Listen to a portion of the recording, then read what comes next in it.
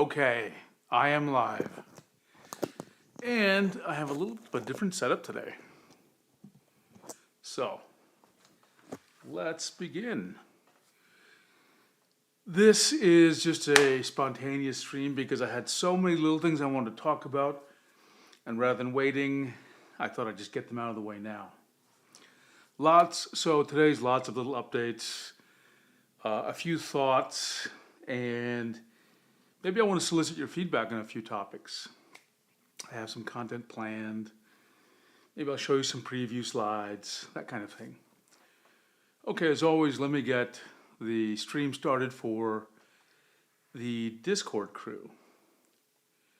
And give me one sec. There we go. Let me get the music going. We have to always get the music going. There we go. Okay, let's get the crew. Where are they? Let them know that I am online. I hope everyone's had a great week. I certainly have.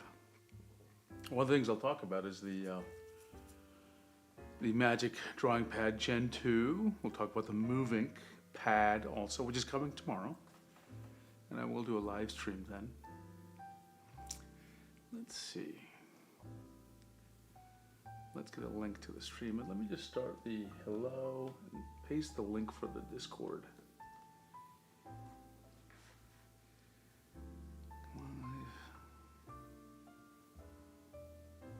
Okay. And let me tell the Discord crew I am here. Live now and on camera.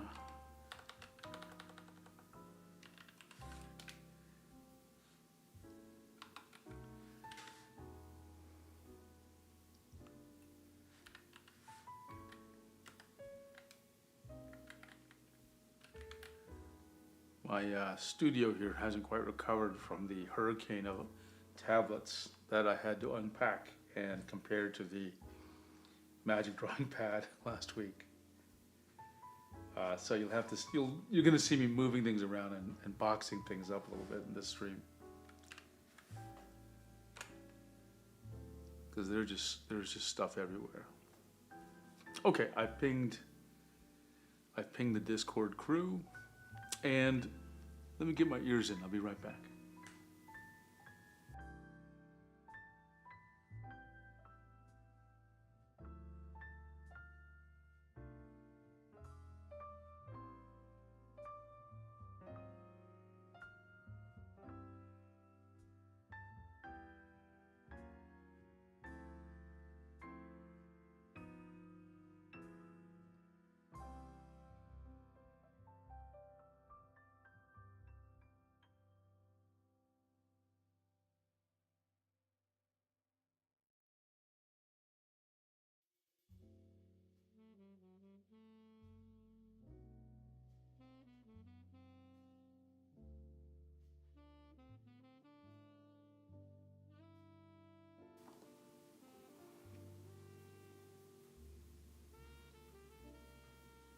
Okay, I am back, and now I just got to make sure these are hooked up.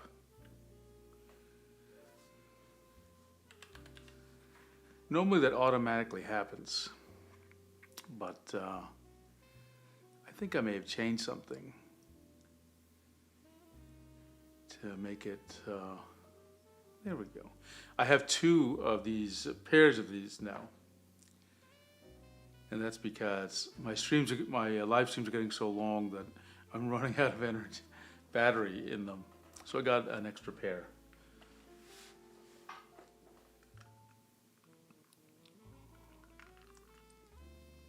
There we go. It's kicked in now.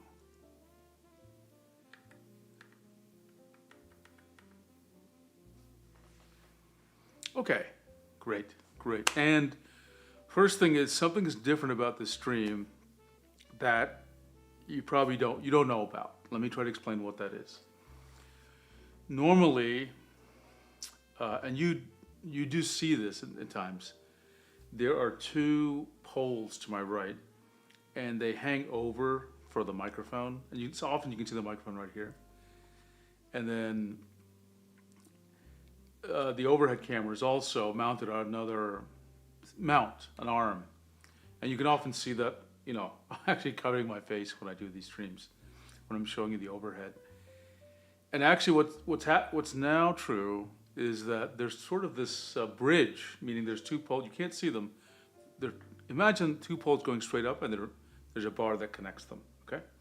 So that's actually what's right by my side on the desk, just out of frame, and hanging from it is the microphone, and then hanging it from it is a camera that I'm using for the overhead. So now when I'm doing the overhead, I don't have to, you can see my face all the time. I'm not having to bang my head into things. So it's a bit of a simpler setup. It does complicate the camera view from behind me because the pole is visible in one of those. So maybe I won't be using that view in the stream. Okay, let me get my show notes. I'm starting to use Google Keep to do more. I was using OneNote for everything, but OneNote has a bunch of sync problems, and it's a little heavyweight for what I'm doing here because I'm just keeping a text list. So let's get there. Google Keep. I'm not really in love with the name, but because it doesn't register for me that I'd be taking notes there. But all my topic lists for all my blogs and videos and any assorted little chores I have to do for this channel are all in this Google Keep. Okay, and let me just find today's show. It's under Chill Stream. There we go. Okay, so I'm just going to read off some of the topics that I want to cover today.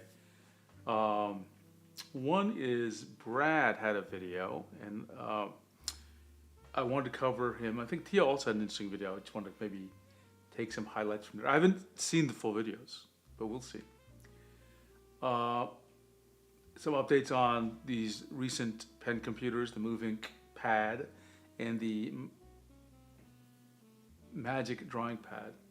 When I see MDP, it takes me a second to say magic because coming from Microsoft, my first inclination when I see M in an acronym is it's Microsoft.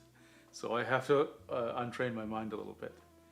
Going to talk about a new kind of nib, which I need to get and test. Speaking of testing, I have an update on my tablet tester app. We'll talk a little bit about new software, Rebelle 8. And I have some preview content that I want to get your feedback on. Oops, someone has pasted something. Let's take a quick look here. About upgrading. And let's see, there's a couple of other items. Let me clean this up a little bit. I'm thinking about starting a new channel. Yeah, can you believe that? As if this one wasn't keeping me busy enough. And I mentioned it last time, so I'm gonna talk about it a little bit more today because I thought I had some more ideas. We're going to talk about, I guess, is there a new Google device today? Let's see if there's any information about that. And then I'm going to, again, ask for feedback on vector layers. So let me actually bucket those two items a little bit.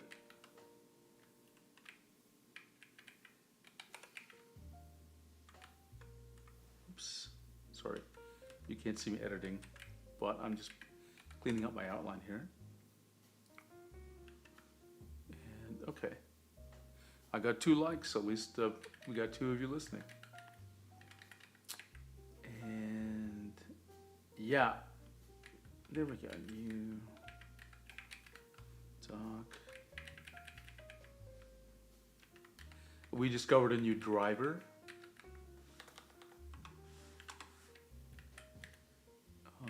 Okay, back.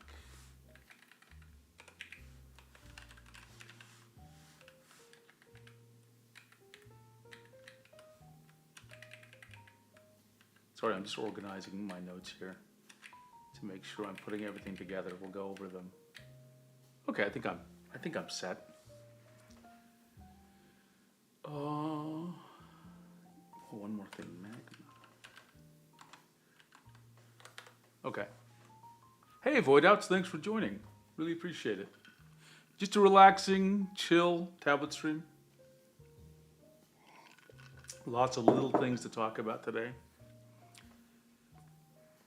Okay, the first is we'll look at Brad and Tio's video and anyone else's videos. But there is one thing I wanted to show you, which I thought was really interesting. And you know what? This video has been out there for years. So I'm listing this under my rack. It's about IAF. I was doing some research for some topic about pressure or something. I wanted to update some docs maybe, and I just typed into YouTube XP-Pen IAF, and I found this amazing video published 2 or 3 years ago. Somehow I completely missed it. We're gonna watch it together because I want you to see, I've been talking about IAF and how I measure pressure, and for the first time I got a sense of what an actual tablet manufacturer does, right? And I was actually learning from watching them, and I was really happy to see it because I've always wondered how they validated their equipment. And I wasn't quite sure to the extent they did it, but they actually built something quite sophisticated. So we'll do a little react to that. Why don't we start with that? And perfect. Yeah, I'm really liking Google Keep for my notes. So this is gonna be fun.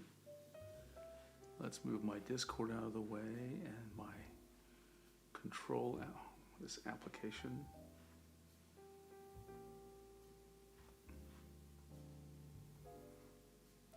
Okay, it closed.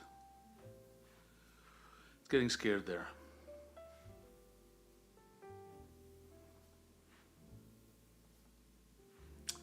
Let's see. I'll project it in just a second as soon as I get there.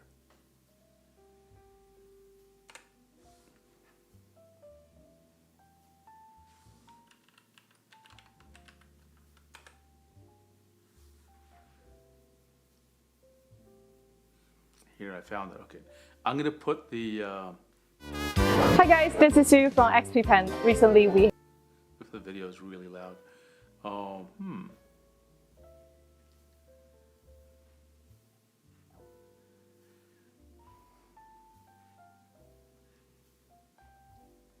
Okay, let me find the link.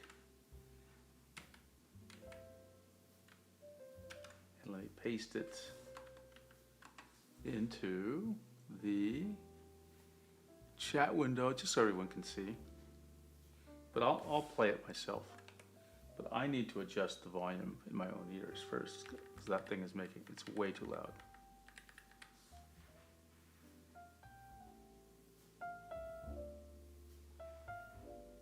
Okay, so let me magnify this. And now, let's see if I can project the screen correctly. There we go. Okay. So, let me just make sure that system audio is... Okay, you should be able to hear it. I'm gonna turn off the music on my end. And I'll watch the audio. If anyone can't hear it, let me know. So this is from XP-Pen. They made this video. Let's watch. Hi guys, this is Sue from XP-Pen. Recently we have launched our XP chip technology.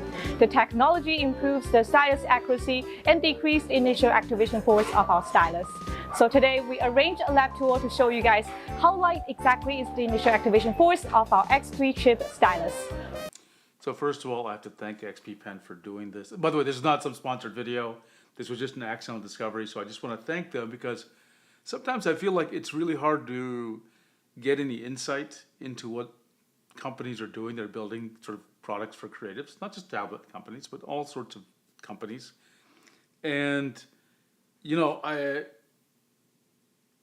I think the sense that we need to worry, or sorry, the sense that we need to be interested in IAF has grown quite a bit over the years, but I've never seen them sort of dive deep into it. I certainly have tried to, and and this is the first time they did this a couple of years ago. So I want to thank them for doing it. I want to recognize that this is actually really interesting, and it helps give confidence when you can show how you test things. So let's go ahead now. Hi there, so this is the machine that we use to test the initial activation force of our stylus. So I'm just gonna run the test in front of you guys. I'm gonna place the stylus here and press the start testing. Okay, so first thing is, this already blew me away because they built a rather complicated machine. Now, if you look to the right, I hope you can see my pointer. There's this,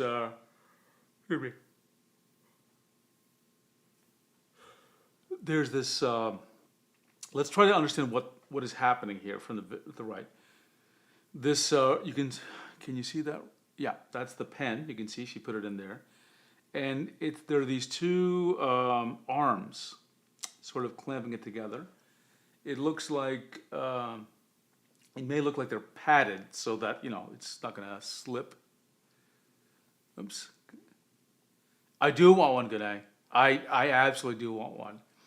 And if I had the technical knowledge, I would learn how to build one of these, because I don't know anything about hardware. And the second thing I notice is you see this, what do you call it? This, sorry, I'm yawning. This PCB, okay? So this is presumably a digitizer. Now, I will bet this is not the digitizer. I don't know. This could be the digitizer of a specific tablet. And again, I'm just guessing that it's the digitizer because it's green and therefore must be a printed circuit board. And I assume there's something, there's something covering the top. The yellow could be maybe grip tape so things aren't sliding, which is a problem I find in my equipment. Maybe this just adds a little bit of extra grip. Maybe, I'm guessing from the video. I'm just guessing from the video. And what else do we notice is that this is a real contraption. This isn't like a little jerry-rigged thing. Like, this has been well designed, right? And they have this station, which I am really jealous about this, that they have a station for testing. And they have, they built a custom app, and they're still running Vista, right? Because that isn't Windows 10. So I believe that's Vista. So yeah, that's intriguing in and of itself. You can still see all this transparent UI they have going on. And she pressed a button to start the testing. Now, you can't see everything because the video is not super crisp. It's not like a 4K video. Oh, sorry.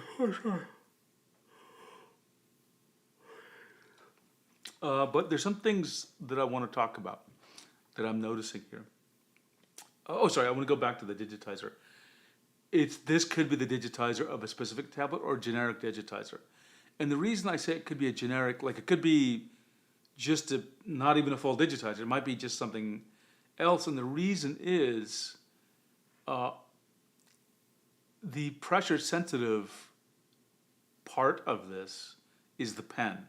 Remember, the digitizers don't measure anything related to pressure. They measure some other things. They measure tilt, but pressure's all in the pen. So its job is just to receive the pressure information from the pen somehow. Let's take a look at what, this does not look like a tablet kitten says this does not look like an off-the-shelf. Yeah, it looks much more complicated than I would expect. So, but what would it be? I don't know. I'm really curious. I want one. I want one. And thank you for joining, Tablet Kitten. So I bet the reason I think it may be a generic digitizer, is because it doesn't affect the pressure reading. That's number one. And number two, it would be easier to test that because you don't have to swap things out all the time, right? You can test a bunch of pens that go for a bunch of tablets without having to swap these things out. Though it looks like, if you look on the left, you can see another one of these machines, And you can see that the digitizer, again, there's this kind of yellow tape holding it down. So it may be easy to swap too.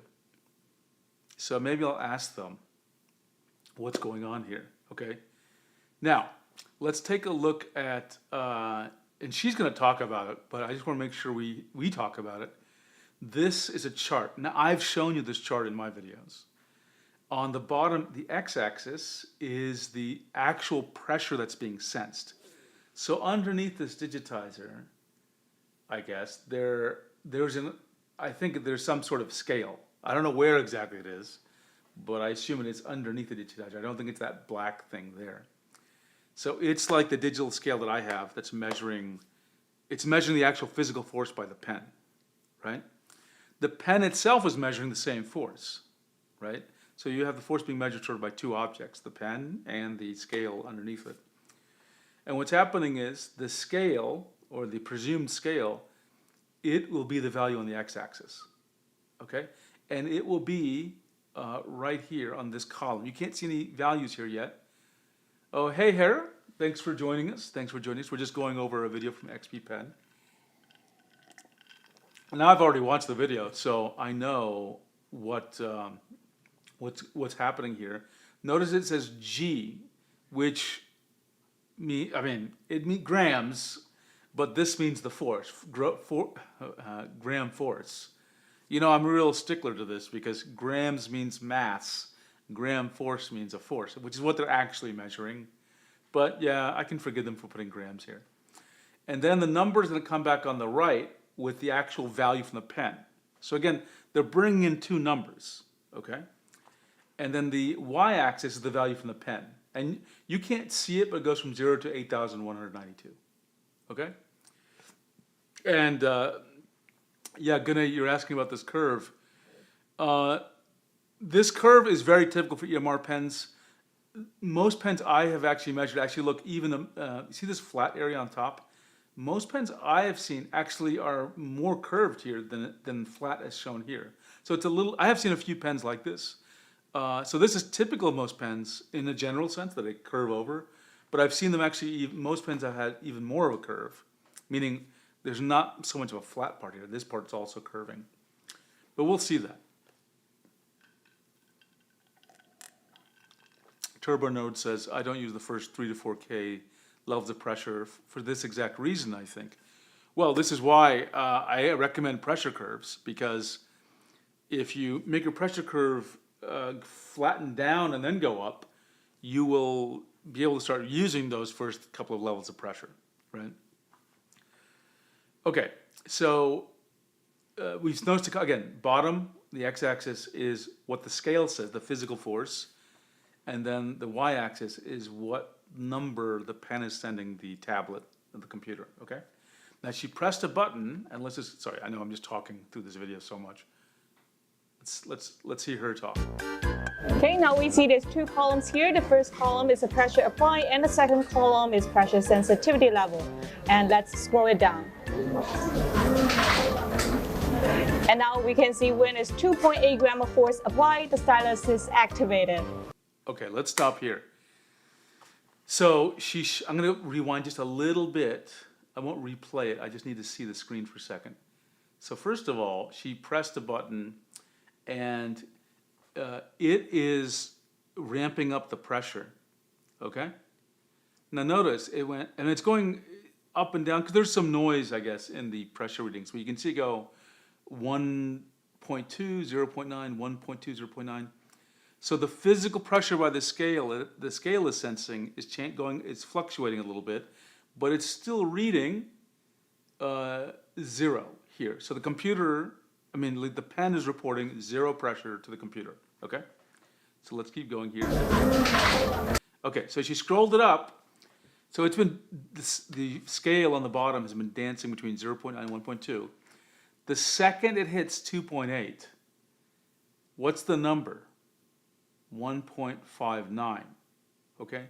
Now, this is common. I think this is actually quite expected. Now, some of you are probably wondering, hey, why don't we see the value 1, right?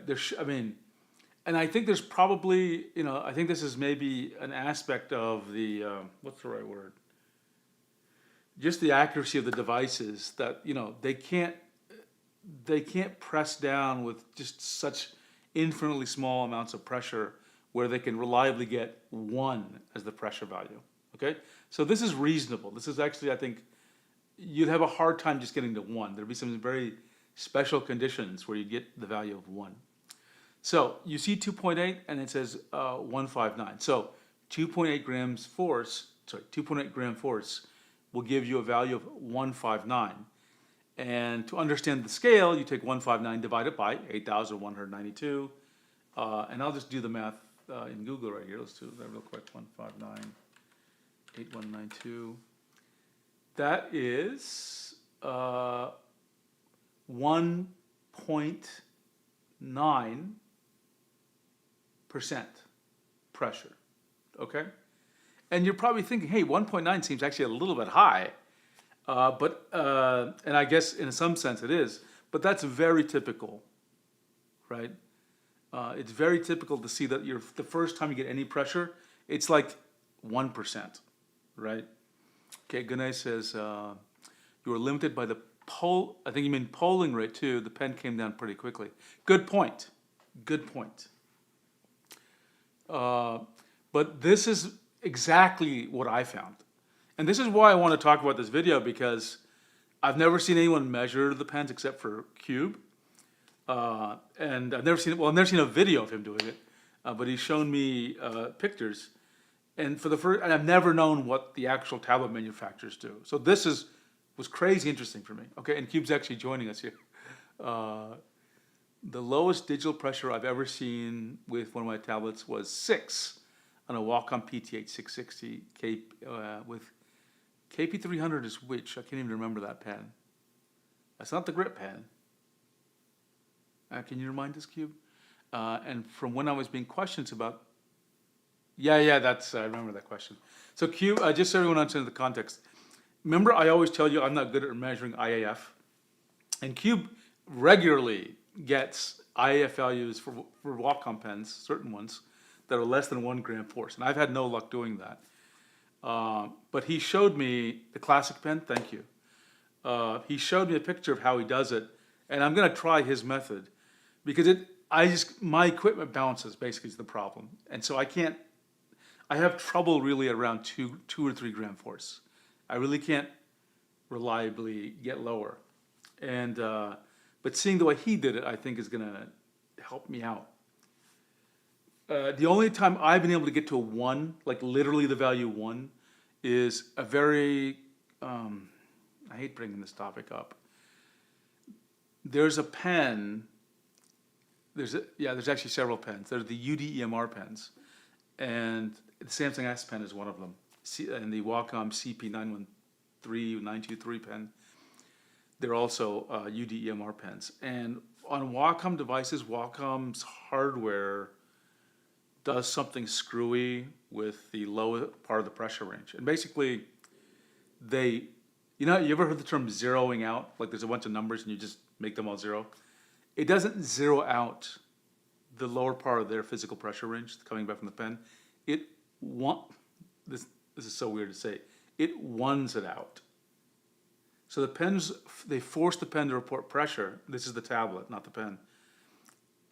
So that clicks work, but they force the lower amount of pressure to be 1. And I think the reason they do that is if they didn't do that, their S Pen or UD-EMR pens would be too good, okay? So that's a contrived case, like they're making it report 1. And that's the only time I've ever seen a 1, actually, right? That's how rare it is. Okay, so let's get back to this XP pen. And now we can see when it's 2.8 gram of force applied, the stylus is activated. Now we saw the lab result. Activated. Okay, I'm gonna go back for a second. So it is not, it's a little hard to read, right? But I actually was looking at this chart. So she stopped this at 4.7 gram force, which goes up to 671. So let's look at these numbers. I'm actually gonna write down these numbers later, so let me just tell you what percentage that is, right? 4.7 over, sorry, that's 671, which is, yeah, it's 8%, right? So we doubled the amount of force, but we went up by like 8x in terms of the logical pressure reported to the tablet, right? Again, if you go down this thing, you'll see that's why this slope is so steep at the beginning, which I've always told you about. The other thing is that she's only talking about the IAF, but if you look at the chart, let me get this little thing out of the way here. Let's look at the chart here. This device actually doesn't just measure the IAF, it actually measures the full pressure range. So if you look here very carefully with like eagle eyes, I believe this number is something like 400 or 300. Actually, let's see, I think I can read it. I'm guessing this is 50, this is 100. Apply and the second. This is 150, this is 200. I can just barely read it. 250, 300, 350, 400. Okay. So where the OK is, that's 400, then it goes to 450, then 500. Okay. So I don't know which pen she's testing. But just take a look at the curve. This curve, its max pressure, like when it gets to 8,000 here, 8,000 gets represented by 400 gram force, which is a really good number, And then this other pen, I don't know if it's the same model, different pen, it was at 300. But the reason I wanted to bring this up is, and again, I don't know which pens these are, but I wanted to say this. The variation between units of the same model is very common, right? Now, not all pen models have the same amount of variation. Wacom Pro Pen 2 and 3 are very consistent between units. Huiyon's PW600 pens, very consistent between units, meaning these curves are like, the curves are very, they have tight groupings, right? I think I borrowed that phrase from a gun YouTube channel, tight groupings,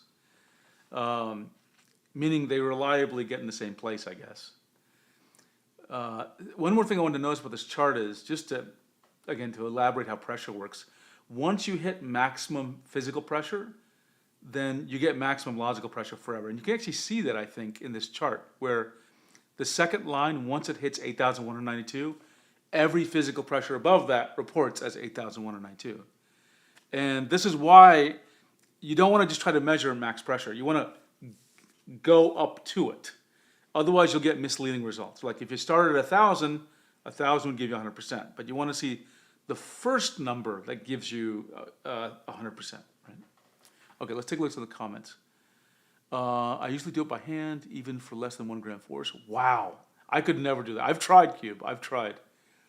Okay, I see. You did that just to show that you were reliable. I have tried so many times to, I followed your advice, but I don't have the dexterity or the control physically to do it. I'd love to be able to, but I just do not. Let's see.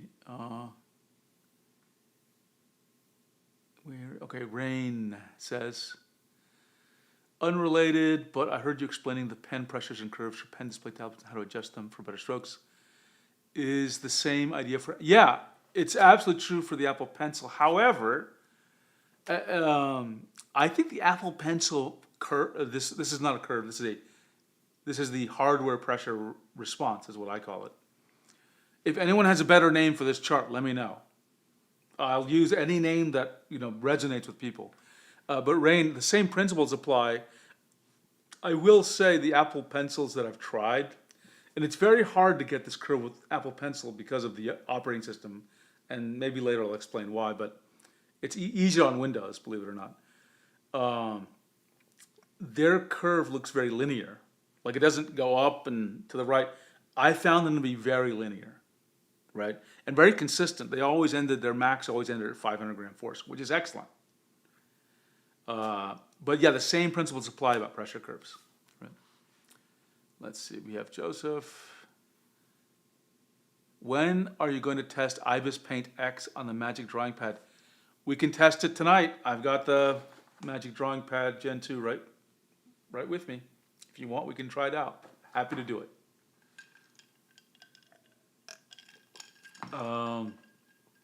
Let's see. Okay, so let's let her continue. Here, the first column is the pressure applied, and the second column is pressure sensitivity level. And let's scroll it down. And now we can see when it's 2.8 gram of force applied, the stylus is activated. Now we saw the lab result. The initial activation force of our X3 chip stylus is very small. And now let's try on the display to feel the real drawing experience it brings. Here is our X3 chip stylus. Okay, the rest is her just demoing this, so you're not going to learn anything from this. I mean, it's not going to create any more clarity than what she said already does. I will say I am putting together, which I'm going to show you later in this stream, a slide deck, which is going to be a video called Upgrading Your Drawing Tablet, where I'm going to go down a bunch of specs and I'm going to say, and other things, I'm going to say, if your tablet has this, then you don't need to upgrade. And if it has this, you should consider upgrading. And then I'm also going to take pressure levels and IAF and max pressure, and I'm going to tell you across my analysis of 70 pens, I'm going to tell you what IAFs are good, which ones are excellent, and which ones are okay, and which ones are bad, and the same for max pressure.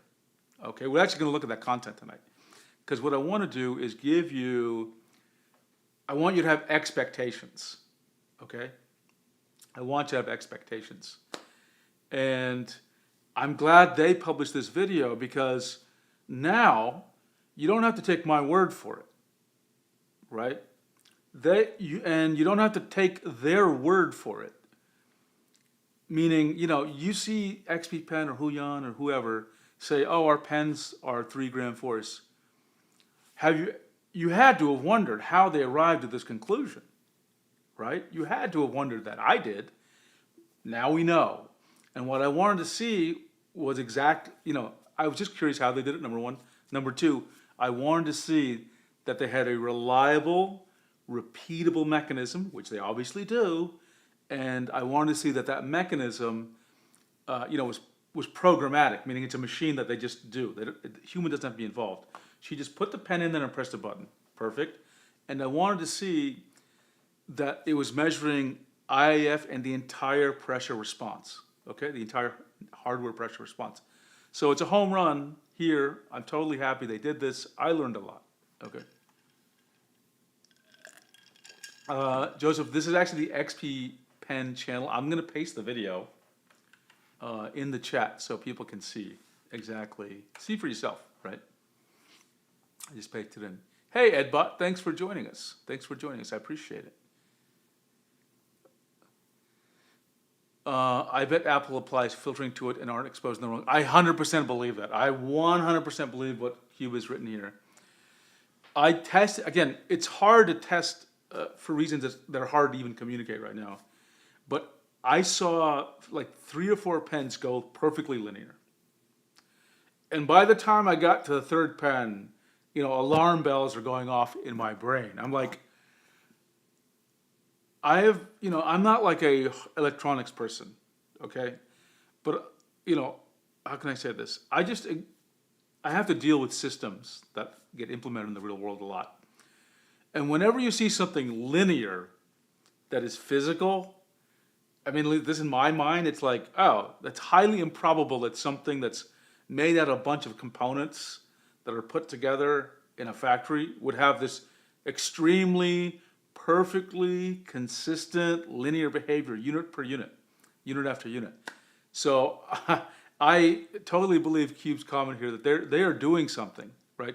It wouldn't even surprise me if, I'm not saying that they do this, but it would not surprise me that not only are their hardware is very reliable and consistent, meaning reliable means that it's the same close result at the same time, that they're probably even doing something for each pen to tweak it, to make it, at the hardware level, or sorry, maybe in the firmware level to make them respond similarly. Would not doubt me.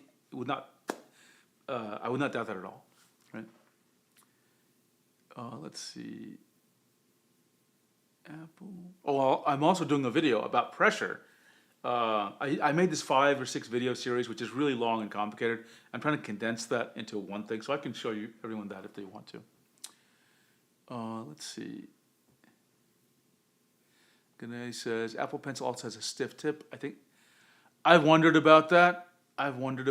We know that the nibs for a typical EMR pen retract like a millimeter. They used to retract much more, but people, I guess, don't like that feeling. So I wonder if that's actually helping as well. Okay, so I think that's it for this video. But yeah, let's watch it and like 3 years ago, September 10th, 2021. So almost 4 years ago, actually. And I never even knew this video existed. So only 21 comments, too. I wonder if anyone recently has. Okay, so that was that. Let me find my next topic of interest. Let me just see what Brad, since we're looking at YouTube, hey, Albert has joined us as well. Let's see if Brad Colbo, he made an interesting video. His video was Procreate hands-on. I'm not a huge Procreate user, so I'm just gonna let you know this video exists. You might want to check it out. I'm not gonna react to it. I think Tio had a video as well. And I just want to point, what was it? Oh, yeah, this is, there were 2 videos actually, neither of which I have watched. The first is this review of OnePlus Pad 3, and so it looks like he's not impressed with the pen performance. And this is something I like about Tio. You know, he's very structured, and he loves getting right to the point, right? And he got so much to the point, he just put it in the title, So Pen Performance, right? But his newer video, which was yesterday, was a review about mastering Clip Studio Paint. I think this is oriented to someone who's somewhat new to Clip Studio Paint, but I'm gonna get it because it actually does talk about features I never use. But I am gonna get this, test, see what this book is like. And if you buy the hard copy, you can for free download the PDF. So just FYI. Okay, so let me take my notes here and just cross out the ones we did already. We covered Tio's video, Brad's video. We covered the XP pen driver. Okay. Let's see. Edbot says, I used Procreate a lot for a while and then moved to CSP. I don't know how I found CSP, but I'm so glad I did it. It has been the ideal painting or drawing app for me, for what I do. Okay, I want to talk about, I'll try to talk about the simple things first, then we'll get to the more complicated things. We're going to talk about something I get asked about all the time. So let's just rewind the topics. And the topic has to deal with nibs, okay? And specifically, I did an experiment about two and a half years ago, I think, about metal nibs, which I do not recommend you use. Some people use them and they're fine, but I have a feeling that they can potentially affect your pen, okay? My fear was they were gonna scratch your tablet. At least, I would not recommend it on glass, but my fear was it was gonna scratch my Intuos Pro tablet. I tried it for 6 months, didn't happen, but I think it increased the IAF of that specific pen I put it in. So someone said, hey, wouldn't it be great if there was a nib that had a metal tip that wasn't made of metal, like the body was not metal? Well, it looks like we have one. Let me go find the link here. 1 second. It is in the Discord somewhere.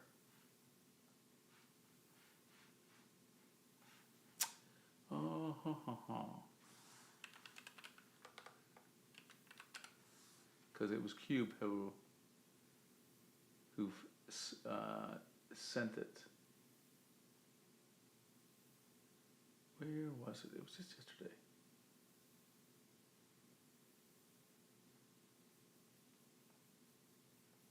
Let's see if I can find it. Yesterday morning, I believe. Yeah, I found it. Okay. So I'm going to copy it, then we're going to take a look at the page, okay? Let me copy the link, and I'm going to paste it in the chat.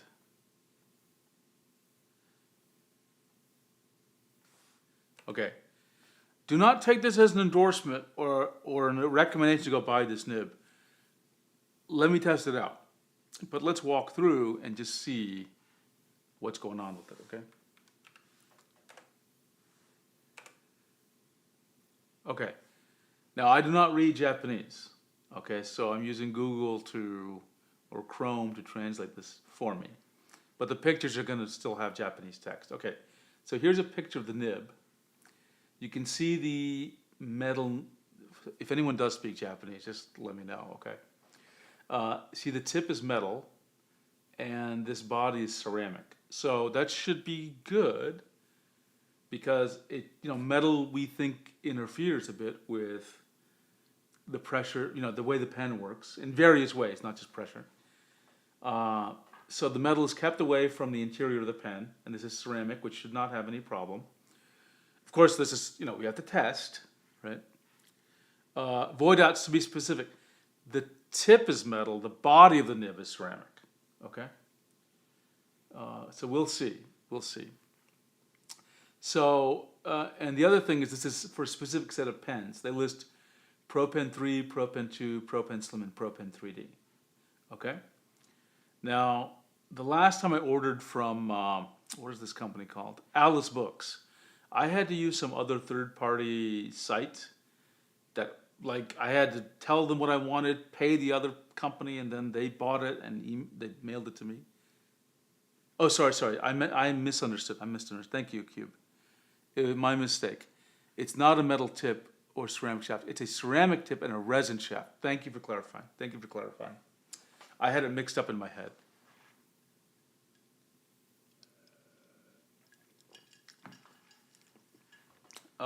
Voidat says, I'll invent obsidian nibs next. Now that's an idea. Obsidian nibs. So apparently, how much does this cost? 2,604. How much is a Japanese yen?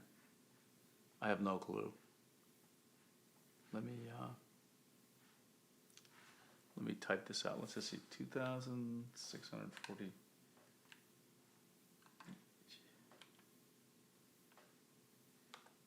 Japanese yen to USD. Okay. Okay, so $18. $18, right? And the Cube says, unsure why they don't use metal tips anymore since they used to sell metal tip resin. I think that's where I had in my head that it was a metal tip, because I remember what I thought was the same version 2 years ago. Okay, so I guess I'm not going to order it literally right now, but I just want to show it to you. Here's the information, and I think it says overseas shipping available, so somehow I'm going to try it tonight to just order it. Okay, I'm just going to order one nib, maybe two. We'll just see if that works. Again, it's got to be a 6-month test. You don't want to form results based on a week of testing. Also, I'm going to pick a pen for it, and I need to measure the IAF of the pen so that I can do a good before after. Okay? So that's another little thing I wanted to show you. And let's now get to the next topic item, which is, let's see, we got ceramic nib. I'm going to show, the test trap. Okay, so as some of you know, I have an app that I built to test tablets. It's online, it's just an HTML application. So I asked people to look at this page because it will tell me all sorts of things. I just want to show the latest version to you. I've been making some updates over the weekend. Just wanted to show you what I have.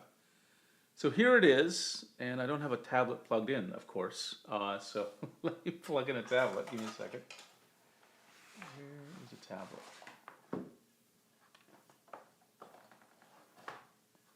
I've got a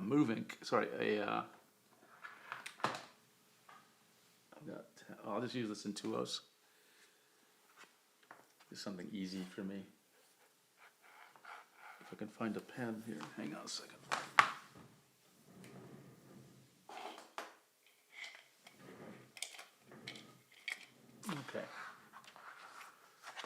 And I don't know why Apple Music came up. Plug it in. This is in 2025. Yes, Wacom Center, whatever. Let me move this out of the way. I just want to get a real pen here. I don't want to use the mouse. So you can see the app working. Oh, XP Pen will not work on a Wacom, of course. Okay, you can see my pen here. So, this pen is really messed up, huh? The pressure is not working correctly for some weird reason. Anyway, you can try different things out with this, like changing, I don't know why it's not working. Let me try a different Wacom pen. That itself is making me wonder what the hell is going on. Hang on a second. Live debugging of Tablet Tester. I claim it works on my machine. Jerry, ceramic nibs, because I don't recommend metal nibs. There we go. For whatever reason, Chrome was struggling there. So this lets, when people have problems on Reddit, I tell them, hey, does it work on this app? This tells me a lot, okay? So the features I added were, you can scale, normally you scale the size by pressure, but now you can scale it by different aspects of tilt, X, Y, azimuth, and altitude. And color as well. You can change the color by X, Y, azimuth, and altitude, and even barrel rotation, right? So for example, and of course barrel rotation doesn't work on Edge. And then I added advanced controls for pressure smoothing and pressure curves. And now it'll keep track of stats as you draw, like how many strokes you have, how many pointer events per stroke, how long the last stroke is, right? Yeah, that kind of thing. So I just wanted to let you know that this thing works. You know what's really funny? This thing actually lost pressure again. That's weird. Something is weird on the Mac OS right now, or maybe it's the Wacom driver. Now it's working again. That was weird. Did you see that for a second? I had no pressure, but then it just came back. I think Wacom driver is itself having a problem. Why is it yellow? Because color is based on barrel rotation, which doesn't work because of the browser. But if I do it on tilt, hopefully that'll work. Well, I have more debugging to do, it looks like, huh? Don't know why. I don't know why these colors aren't working. Okay, more debugging for me. So anyway, check the app out. If you're interested in contributing, let me know. The code's all on GitHub. You can see the link to the code there. Okay, let's take a look at some of the comments. Let's see, Edbot says he used one of those metal nibs for iPad Pro. Oh, the metal nibs wore out on the iPad Pro? Interesting. Turbo Nerd, isn't ceramic much harder than glass? I have no idea, Turbo Nerd. So I'll have to wait for the chat to tell us. Rain says, or asks, do you think the Movink is one of the better 13-inch pen displays? Does the 180 resolution look okay? Look, it's a good display. It's a good pen display. I have no problem with it whatsoever. I will admit, I was disappointed that it was only 1080. Okay, 1080 at 13 works okay. It's fine, right? I think because the Movink costs $750, it would have been reasonable to have it go to 2K or 2.5K, whatever that's called, the next step up. I think for a consumer tablet, 1080p is okay, but the Movink is, it's not technically a professional tablet, but it's priced like one. So, the resolution is okay. I'd like it to be better. I expected it to be better, actually, or higher resolution to be more precise. Right? Yeah, moving pad. Well, I'll talk about it in just a minute.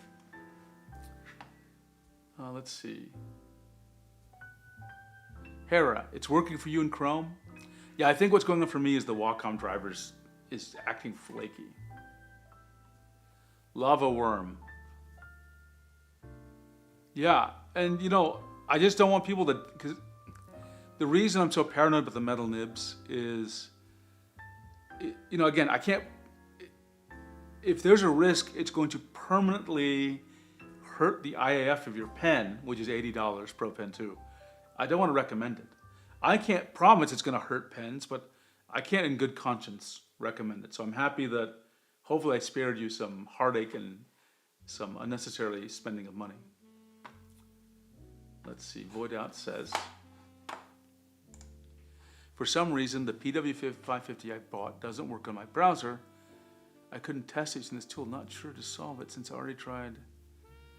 So Void Out, are you saying that your old, I think you had the other pen, the PW517. Does it work? Let me know if it works, because that would be an interesting thing to sort out.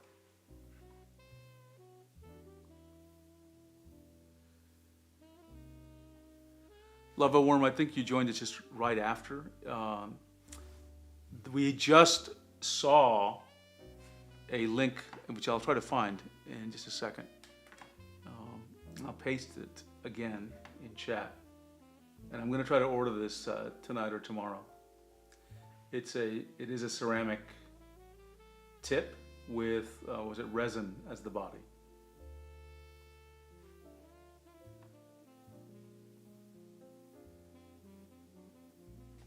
So it's in a site called Alice Books, which is, if you don't speak Japanese or read Japanese, you're going to have to get Google to translate it into English. But that tip is designed to work for Pro Pen 2. Let's see, Hera's saying something interesting. I'm getting tilt pulsing on Intuos 2017 with Pro Pen 3D. Hera, can you check with Pro Pen 2 versus Pro Pen 3D? I'd love to clarify what's going on here. Okay, boy, that's interesting. Got it. I'll have to think about why that. It's weird that it wouldn't work if it works with other applications. It's very weird. Could you try another other browsers if possible? No, unfortunately, I can't. Okay, but Albert, this actually raises a question or a topic that got brought up today in our Discord. And it was, I forgot who was asking, we were talking about tilt. And we got started on the topic of a certain tablet that does not support tilt, which was the old Wacom 1 and the Wacom, the one by Wacom, CTL 472, 672. So I wanted to share, let me put my face up there. So I wanted to share something about how tilt works to help this, and it's not going to affect your life, but I think it will color your impression of certain things. Do you remember I told you that pressure is not detected by the tablet, but it's detected by the pen, and the pen just tells the tablet what the pressure is, okay? What it detected. So that's the pen's responsibility. Only the pen is capable of pressure detection. Okay. What can the tablet detect? The tablet detects the position of the pen. Okay, so if you think about the tablet, which is right here in front of me, and I'm going to unplug it so I don't move my mouse around. So there's an electromagnetic field. Let's just pretend it's like 200 times a second as you draw, this field is pulsing, okay? So it's kind of like emanating from the middle of the pen. Not the tip, it's emanating from, like, roughly speaking, where my thumb is. I'm putting it up close to my face so it's in focus, right? So the field is coming from some area right here, not at the tip. The tip is just plastic. So this tablet's detecting that, okay? And that's how it knows where, of course, there's a grid there, sort of. That's how it knows the position. What's important to remember there is the pen is not detecting its own position.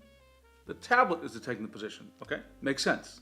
The pen is just emitting a signal, the tablet's detecting it. The tilt is interesting. It doesn't work like pressure. The pen doesn't know anything about tilt. An EMR drawing tablet does not know anything about tilt. The pen doesn't have any special hardware to deal with tilt. The pen is just doing whatever it normally does, even just for position. And when you just physically move the pen, the tablet, remember I told you there's like, you can sense something like a big circular area here? When you tilt the pen, it detects two circular areas. So a bigger one and a smaller one. And depending on the orientation of the circular areas, the tilt of the pen can be determined. Okay, why did I tell all this to you? Technically speaking, there is no such thing as a drawing tablet pen that does not support tilt. They all support tilt. Tilt support comes, as we would say at my old job, for free. You don't need any special hardware. If you can detect the position, you can detect the tilt. Okay? Now, why do some tablets say they don't support tilt? Right? And for that matter, why do some pens say they don't support tilt? Because some tablets and pens are sort of paired up. You can't use them with other tablets. So the one by Wacom CTL672, great example. It says the tablet does not support tilt. They say the pen doesn't support tilt. Actually, the pen does support tilt. They just are sort of making it simpler for you to understand. So what does it mean for the tablet not to understand tilt? Because it can easily detect the tilt. They are just deliberately not, they are just, probably the firmware in the tablet is just ignoring the tilt extra information. Or it might actually be detecting it and just ignoring it. It's not telling the computer that there's any tilt. Now, why would all Huion tablets support tilt? All XP Pen tablets support tilt. All SenseLab tablets, all non-Wacom tablets, with one exception in the modern world, which is the Huion Frago Small, support tilt. However, Wacom in some of their consumer models does not support tilt. Why is that? Presumably because, they think of that as a pro feature. And so they want to reserve it for Intuos Pro or Cintiq and Cintiq Pro, so they're higher end devices. So I just want to share what is preventing you from using tilt is not the pen. It's not even a limitation of the hardware. It's a decision from the tablet manufacturer not to give you that feature for that tablet. Just want to make sure people knew that. It doesn't cost them any more to give you tilt. Okay? It's not like that.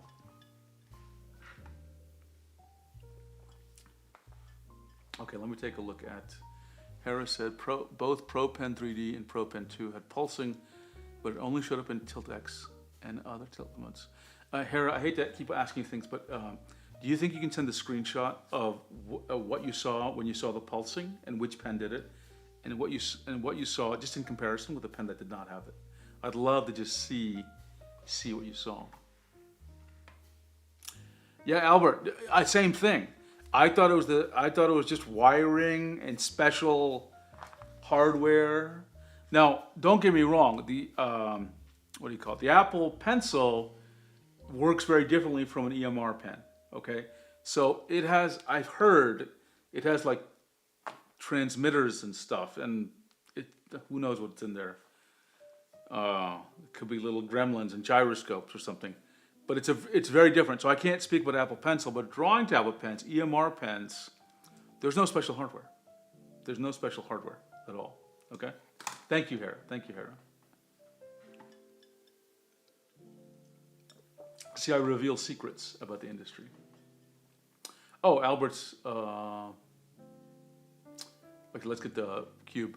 In theory, possible to detect tilt with the sensor in the pen, but it would be detecting tilt relative to gravity rather than relative to the tablet itself, which could end up funky in some. Yeah, it could. I could see that, especially if you're using a tablet that's on a stand or has legs. That would be difficult. Which actually points out an interesting feature about tablets, which is the pen doesn't know its orientation at all relative to the universe. it doesn't know anything about the tablet at all, which is why you can use tablets upside down or in any orientation, right? They'll still work. You could use them. If you ever learn guitar, one of the things you just learn to do is you put the guitar behind your back and start playing. The tablet will work like this. It doesn't know what's going on at all. Neither one knows their orientation, right? The thing is, this tablet just knows where the pen is. But yeah, if it used gravity, that would be messed up. Okay, Albert does ask a really interesting question, which is, have you ever tried flashing an Intuos Pro firmware onto an Intuos? I have not. I don't have the skills. I'm not a firmware guy. I can say this, and Cube's in chat, so he knows more about this than I do. In the OSU community, they are really into like optimizing the performance of tablets, and from my understanding, they have tried to like modify the firmware of a tablet. I don't know I forgot which one, but it turns out to be remarkably like challenging. I think they've accomplished, if I recall correctly, they've been able to modify the firmware, but they also just bricked the tablet. So it's a dangerous and complicated operation. Hopefully one day people can figure out, and I really don't know why devices have their firmware locked down like this. I guess they just don't want more support calls, right? So that it is possible, but I don't have the skills to it, and I think skills to do it, and it is dangerous. Okay, while we're talking Gremline Pro Elite technology, while we're talking about naming, my favorite topic with tablets, it brought up an interesting topic in our Discord today, which was about Pro tablets and what they mean in Wacom. This is actually getting back to that tilt question, right? Which is, why do these consumer tablets exist? And here's the challenge, as I put it. I'm sure there are other issues going on, but I'll just tell you my perspective. Wacom has a really fascinating challenge in that you take companies like Huion XP Pen, Huion XP Pen, right? Because SenseLabs is positioning themselves as a pro tablet, just a pro, very serious pro tablet. But Huion and XP Pen sort of have consumer and pro models. The challenge is a Huion and XP Pen consumer tablet. Okay, let's back it up. At the pro level, whatever pro means, if you look at the highest level tablets, Wacom obviously, it has an edge in technology. Even though it may be very hard to see, it does have an edge. So you could theoretically say for a pro tablet, Wacom is better. It's pretty clear that they do have some edge. It's justifiable, those statements, right? Audio became hollowy. Does anyone else feel that way?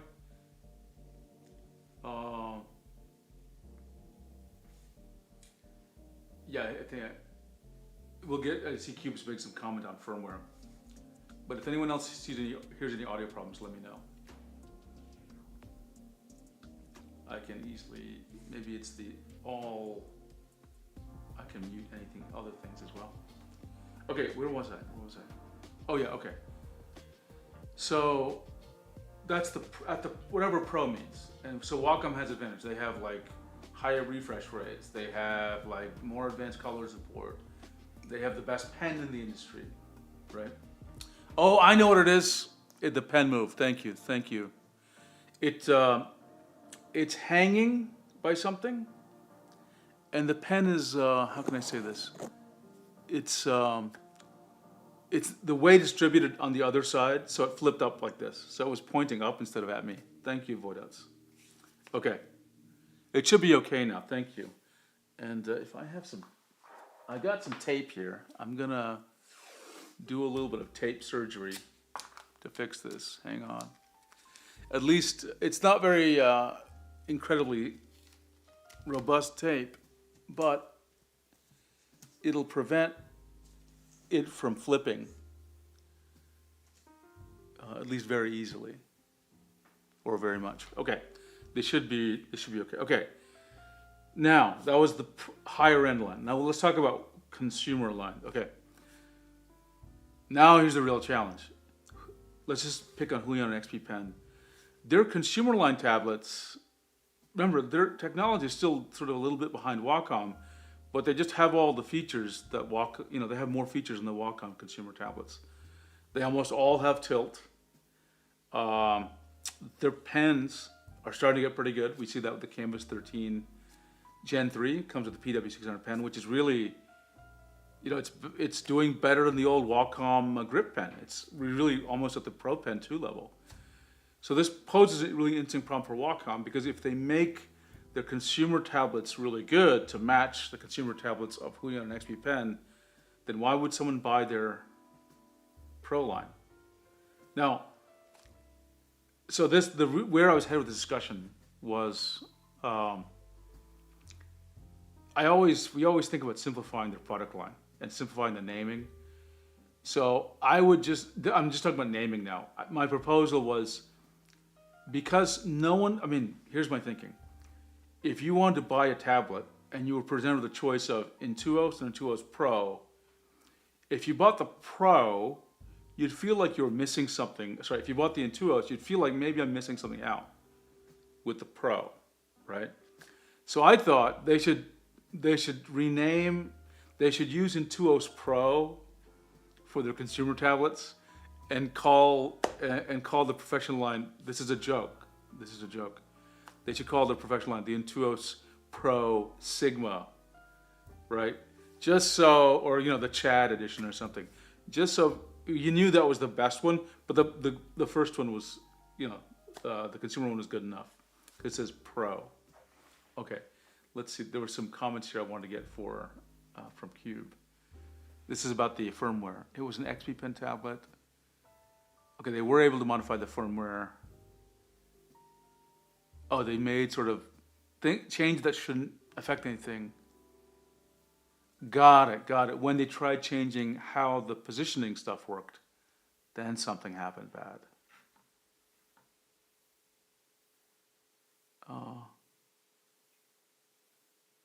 It's certainly possible, but it's like reverse engineering Russian roulette. Interesting. Okay, I'm not hearing any complaints about the audio, so I think they're back to good. Okay, let's get to the next topic.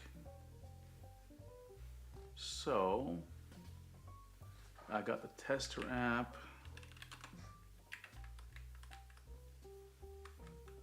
We do a little editing here.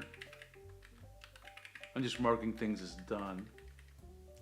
Okay, another thing that happened, let's show you my screen here, is, let's go to Google. I believe we have a new Samsung device. Right? Is it S10 that was released today?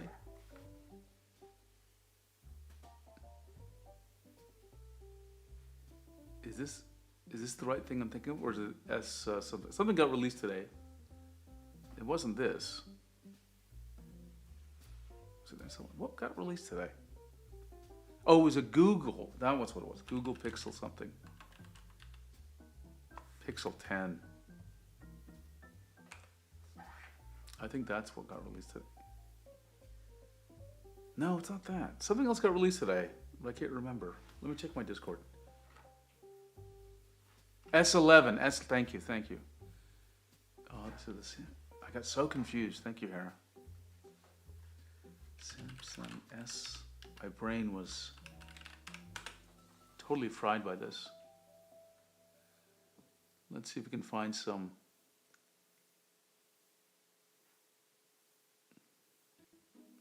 I think it was on their Twitter. I'm just trying to find a link so I can find.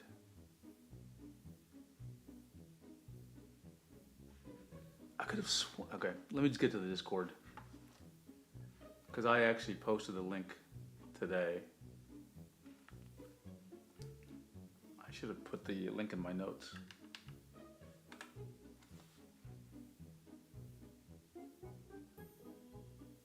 Yeah, Hanem has the link. Let's take a quick look here. So the first official look at the Galaxy Tab S11 Ultra is here, and there are 4 changes. And honestly, I think 3 of. So I'll paste the link here. It's not really that deep in terms of what this is. But I will say this. I'm not planning on getting one. I mean, maybe I'll get one. I have an S9 FE and an S8 Ultra. This thing is supposed to be released.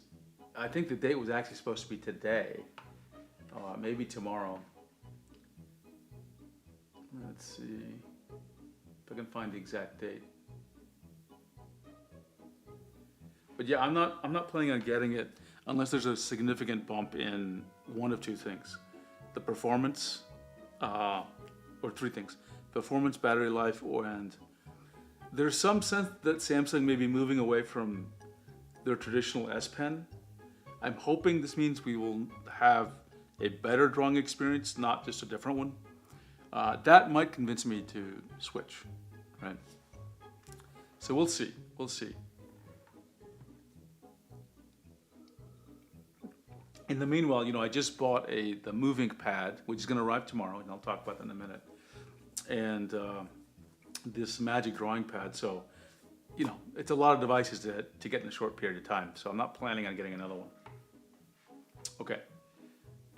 Let's see. That's done. Okay, so now we're going to talk about the MoveInk. And what I wanted to do with the MoveInk is show you what people are saying, because this is going to affect our my comments tomorrow in the stream tomorrow. I am going to stream tomorrow. It's supposed to arrive, I believe, relatively early. I'll double check in a minute. Let's get to Reddit. And where do I want to go to here? I want Wacom. Okay. And so it's actually a bunch of comments in the thread I posted last week, right? And I just want to show you some of the comments because it's quite interesting. People have actually gotten it. Both here and then in our Discord, we'll show you what people are saying. So, okay, Creative Ape 1 talks about, I had concerns about size compared to the iPad Pro 13. The iPad Pro 13 is a little big. Like, I actually prefer drawing a little bit smaller. But he's saying, I like the smaller form factor. Since it is advertised as a sketch pad, and I think we're going to revisit this comment about it being advertised as a sketch pad. You're going to see this echo through a couple of times, this comment. I mean, just the sense of it. It does be slightly thinner than iPad. That's interesting. Now, he is saying, which I think I expected, I prefer the drawing experience of the moving pad to the iPad Pro and the Apple Pencil. Lots of people feel that way. Even I like the iPad Pencil experience. I still prefer Wacom's experience. Okay, this is more about apps. Let's see, there's another comment in here. And yeah, someone did ask whether you can tether it to a PC. And I didn't find anything about it. You might be able to transfer files, but the other question I got in here was, can you use it as a monitor or a pen display? And there's no indication that'll work. The port will not support DisplayPort in, right? So I don't think that's gonna, if that's what you want, I don't think this is the tablet for you. Someone asked me to try Super Display with it, and if I can get installed, I might actually do that. But the USB port's like a USB 2.0 port, I'm told, so it may not really work very well. Let's see. It bothers me that they hype up the project's thin bezels or not having a camera. Yeah, I'm not a huge fan of the notch. I think it's like a pointless optimization, right? I don't think it adds any value, and it just creates a problem, right? It's all negatives for me. But if someone thinks the notches are good, I'd love to hear the reason. I mean, I guess if you really were crazy about bezels. How long do brands usually hype up their new devices with promotion stuff before the actual release date? It's highly variable, Voida. It's highly variable. In some cases, I've seen months. Wacom's done that a couple of times. Most of the time, it's within a month. And you have to remember, like, there are different hype cycles. for example, we see tablets get released from Huion and XP Pen. They seem to hit the Chinese market, understandable, much earlier than the US market, like by a month, right? So that's about what I'd expect for at least those companies. Like we have 1 month before we get them. Do I think the additional resolution and smaller size compared to the Moving 13 will maybe a sweet spot or still lackluster? I don't know. Let's think about this for a second. Because this question is about the Moving Pad versus the Moving 13. My concern with this tablet is that its biggest competitor will be the Moving 13. And let me tell you how this might play out, okay? And this is something to test. You know, I did a stream where we showed Android devices working with tablets, right? And Wacom did great there. I mean, really good there. And so the question I would have is, the Moving is going to be bigger, and you're going to carry your phone with you anyway, right? And I guess the Moving does support. Oh, hey, sorry, someone just was talking. The Moving is bigger, and you're going to carry your phone with you. And my question is, in a sense, I think of a competitor of the Moving Pad 11 as your phone and the Moving. You get a bigger screen, you get wider compatibility of pens, you get hardware you can upgrade faster. I'm like, do you see where I'm going with this? Right? Yeah, I get it. Like, you know, there's cabling and things involved, but I am wondering if that might not be better for some people, is to just get the Moving 13 instead of the Moving Pad. And there's some other reasons that might come up in this thread where we're going to see this reason sort of get reemphasized. Let's see, we have another person who got the Moving. So this person is a hobbyist artist. They've used it for, this is Intelligent Car 9678. Hobbyist artist, they've used it, quick thoughts for using it several hours. Good context, I like that they did this. Their background is, they use Procreate with iPad Pro M4, which is very powerful, for a couple of years. And their experience with the Rebel 7 Pro, again on an M4 Apple Studio. So it looks like they've been using some pretty high-powered hardware here. And with the Wacom Cintiq, they've been using the Apple Studio. What did they want? They wanted a drawing tablet that would not get bogged down with other activities. That's significant. Again, you're going to see that echo go over and over. It's like someone says a sketch pad. This person's talking about they wanted something focused on drawing and not other activities, right? Try the XP Pen Magic Drawing Pad. I assume he means Gen 1, but the lag issue was too much for me. Yeah, he's definitely talking about Gen 1 since he's saying it runs Android 12. I don't think this person knows about the Gen 2, which is not surprising actually, but have not really advertised it. I'm very impressed with the quality of the Wacom. That's good and expected. This took me by surprise, this comment. The machine runs Wacom OS overlaid on Android 14. So how do we interpret this one? This is something I'm going to dig into tonight, as well as obviously in the stream tomorrow.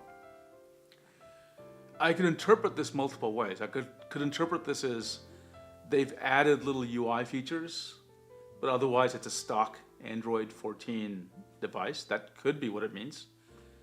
It could be that they've just added some apps, because we know they have. But this person says it's like the machine runs Wacom OS. It makes me wonder if that phrase was actually seen on screen. It makes me wonder if the UI is somehow, what's the right word? Limited or restricted so that you are just doing Wacom stuff with their apps. I don't think that's the case, but I'm curious because I found this comment so curious that they said Wacom OS overlaid on Android 14. So super curious what this means. Okay, Wacom Canvas is one of the apps. Okay, they just mentioned it's a bare bones sketching program. Not worth much is the comment here. The tablet comes with a 2-year license for entry-level Clip Studio Paint, which I assume means Clip Studio Paint Pro, not EX, which is quite good. And that is really good. I mean, that's normally I think these trials are like 6 months, maybe less. So 2 years is fantastic for a license. Right? Battery lasts several hours. Wacom screen is good. That's nice to hear. About like an iPad with a textured screen protector, but not like real paper. Okay, so they mentioned there is some texture. It's not going to be sliding around.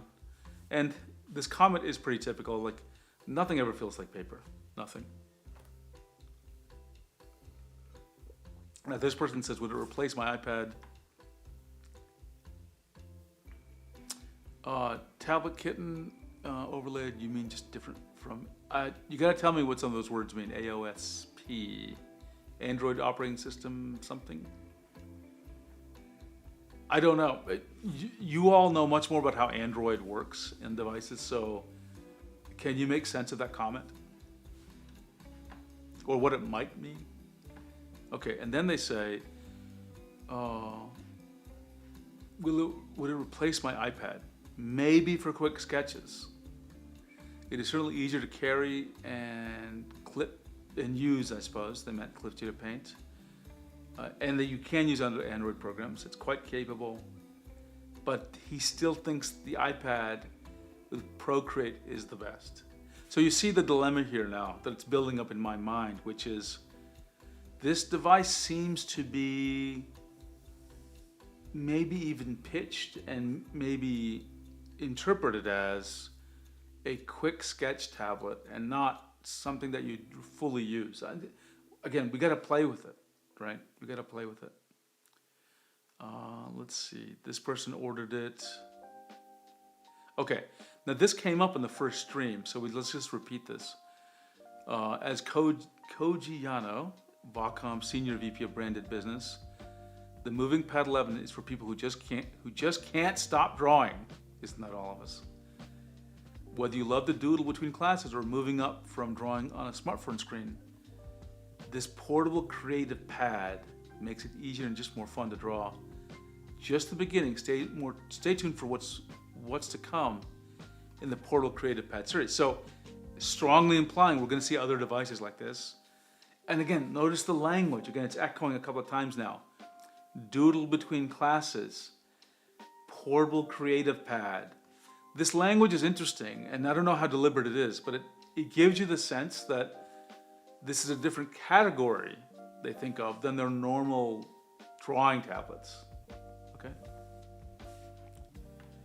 Tablet Kitten says, there's no real overlay when it comes to Android, it's just a modified system. Okay, so they've just added some tweaks to it, it sounds like. But it is just Android.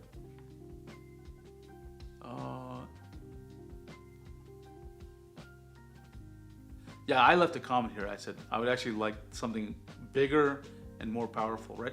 Ultimately, the question is, what are the other devices this thing relates to and how does it compete?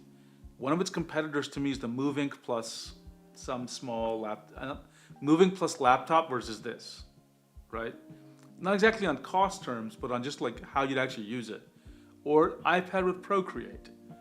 Or, Samsung Tab S9 FE. If it's really giving you the same, or of course the Magic Drawing Pad Gen 2, right?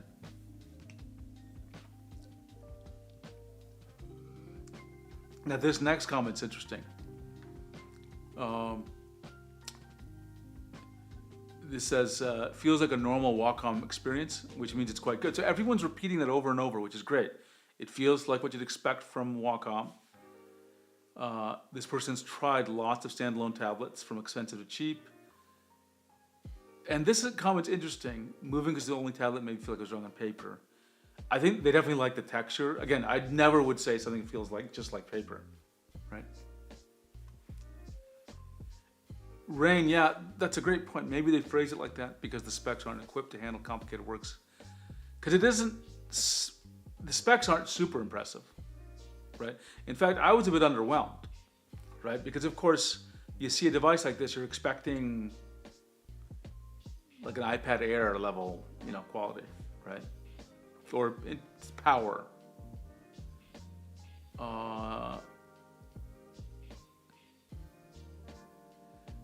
Let's see if there's anything else interesting here. Oh, this is great. So during our stream, I posted some links that were visible at the time. They're actually up here. And after the stream, I'm not saying because of the stream, I'm just saying afterwards, some of those links, which are support articles, were put behind a wall. Not a paywall, just they were hidden. Maybe those articles weren't ready for publication. Maybe they were, not up to date or something, or not complete. So I'm sure they'll be available soon. Now this person thinks they're going to annihilate other dedicated drawing tablets on the market. I'm not sensing it given the comments I'm reading. I think it could be good for, you have a child and they want to get into digital drawing, but then it's not exactly cheap either, right? The parents I see on Reddit that want to get something for their child who, is wanting to get into drawing and they don't have like a big budget, they're talking $200. Like that's the upper end for them. Maybe $250. They're not talking, $450. That to them is like just out of their price range. So I just don't know if someone is just going to be able to afford this for basic drawing. Like why bother? You might as well get another device for it. Even though this pen is good, right? Even Tio. So Parka is Tio on tech, okay? Oops, I hit his comment. 11.4 inches meant to be used as a portable sketch pad. It's not a small tablet, it's the 12 Plus tablet. So he's saying it's not small, but even he's echoing this, it's a portable sketch pad. It's not, right? He's not positioning it in his words as a drawing tablet. So very interesting.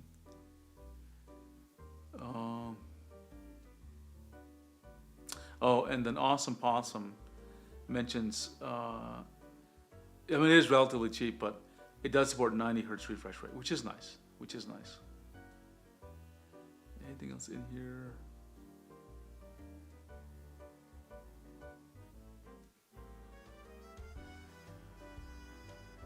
Yeah, so I'm going to review these comments and I'm going to use this as a bit, when I look through it tomorrow, I'll think about how to come up with a conclusion on this tablet. I'm looking forward to trying it. I have the Magic Drawing Pad from XP Pen with me, so we'll compare them, right? While we're on the Magic Drawing Pad, I wanted to share a few updates about it. So it's with me right here, and I haven't put the cover on it because there's no stand. So here's some thoughts. First of all, I'm really liking it. I really am. It is almost the size of a 13-inch iPad. So, it is the 13-inch iPad for me when I'm drawing in bed or something. It takes some effort to hold 13-inch iPad. It takes a little effort to hold this. But they both are super comfortable, especially this is. I actually like the way they did the I don't know what you call it. They cut off the edge doesn't go like this. It goes like this, right? It's sort of like they've not rounded off, but they've cut off a triangular region of it. I don't know what you call that. But that actually makes it a bit easier to hold, a little more pleasant on the fingertips, right, to hold. So I actually like that touch. I've been very satisfied with drawing with it. Of course, the tilt is having a problem, but I don't use tilt. But in every other way, I have been primarily using this instead of my iPad. Now, I'm not saying this is as good as my iPad Pro. I'm not saying that. What I am saying is I'm enjoying the drawing experience. It's a very decent Android tablet, and it's about as good as my Samsung S9 FE, right? It's not super powerful, but I don't feel like it's lagging in any way. If you're drawing with a big brush in Clip Studio Paint, of course you're going to see some lag. But for the things I'm actually doing, like looking at my Discord, browsing YouTube, listening to music on this, I'm actually really using it a lot. And one way I'm using it is I'm just leaving it on a stand in front of me. I think I'm using this computer with several monitors that I'm looking at right now. I'm leaving this in front of me with Discord turned on. So I'm keeping up with conversations there while I'm, getting some work done or coding or something, right? Okay, let's get another topic.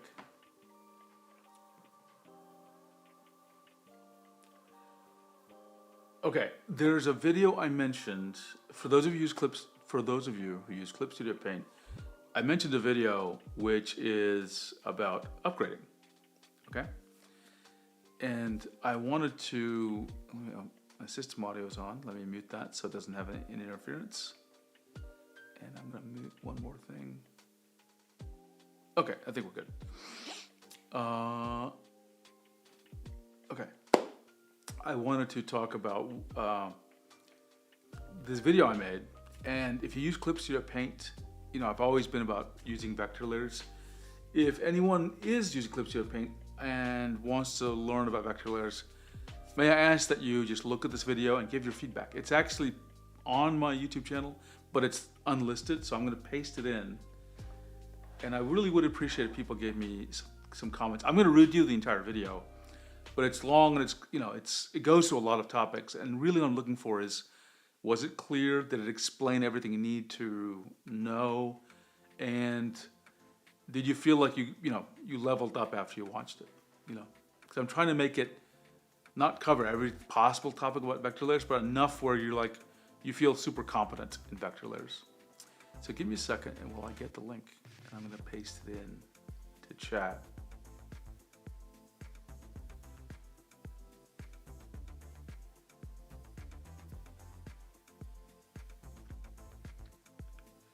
Where is it? Here it is. Let's see, I did this in October of last year, so it's getting close to a year since I made the video. So I gotta get on the case and get this published. Okay.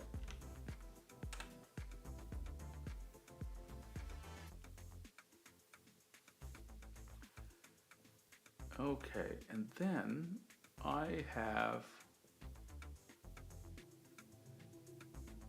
I think I always forget Sai. Boy, I always forget that Sai has vector tools. I'm so just used to Clip Studio Paint, and I don't spend much time in other apps. Vector lines for me are the most productive thing ever. Absolutely the most productive thing ever. Let me just write down my notes here. I completed that. Okay, one more thing I want to talk about. I'll just put my camera on my normal face here for this, which is I think I'm going to start a new YouTube channel. I mentioned this in the last stream, and it's a YouTube channel on, I guess you could say, communication and writing. Nothing to do with tablets. So we'll see. If I do it, it's going to happen in the next couple of weeks. And just short videos, none of my 20-minute, 30-minute, 40-minute videos, just like 5, right?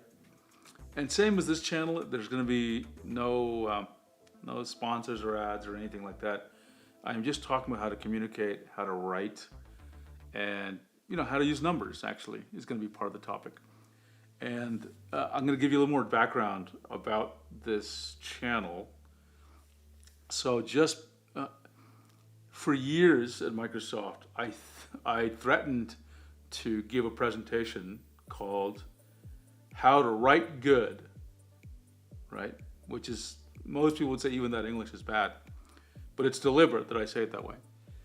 And I actually delivered this finally about a week or two before I left Microsoft. And so I was really I was really happy that I got a chance to talk to an actual audience of people, and I gave them my thoughts. And I just thought that some of this content I've been wanting to share more widely. And it's very varied. It is incredibly varied with what it's talking about, but I think it'll help you communicate better. Again, writing, speaking to some degree, and communicating with data, right? And numbers. So yeah, look for that in the next couple of weeks. I won't really mention that channel in this channel very often.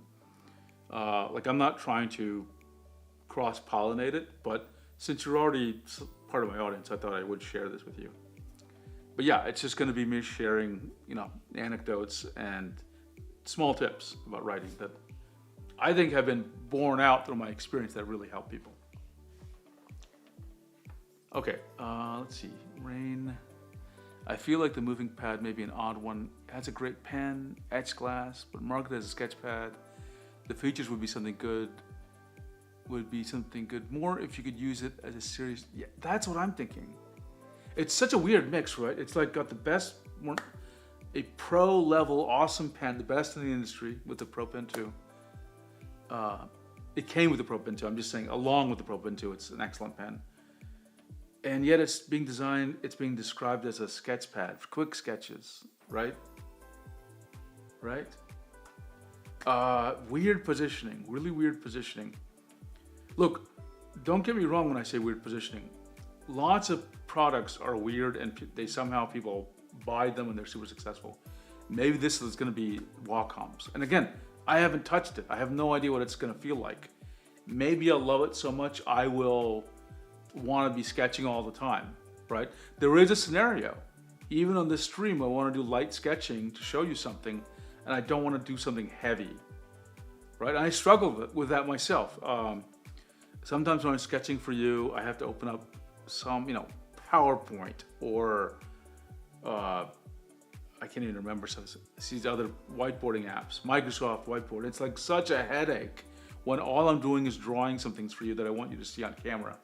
So don't take my comments as negative. It's just, I'm still trying to understand how to think about it.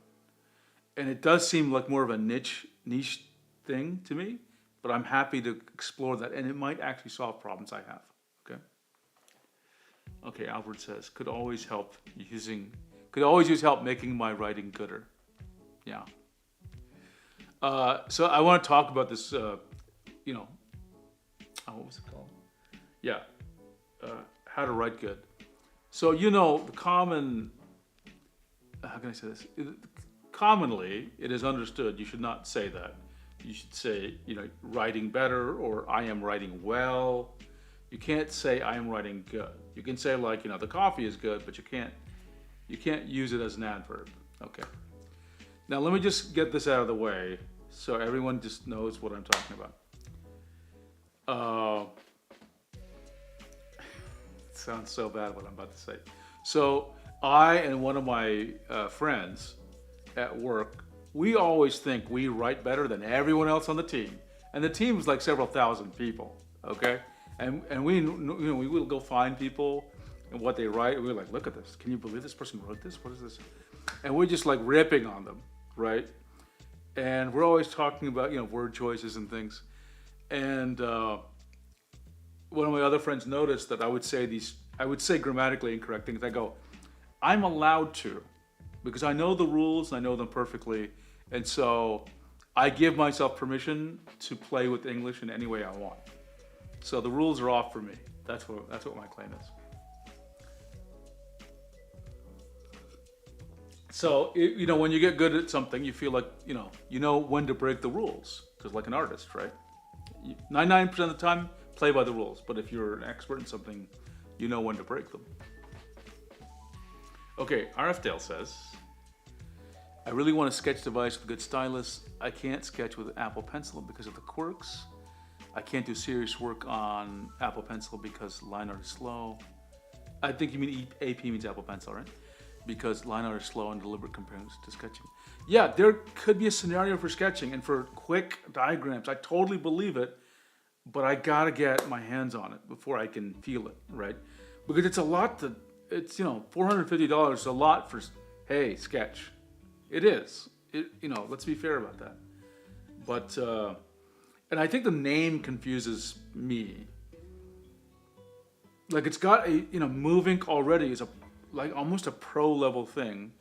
It's meant to be portable, got it, but it has all these pro level features, Pro Pen 3, and so it's interesting. You can see my dilemma here, right? Okay, now I have one.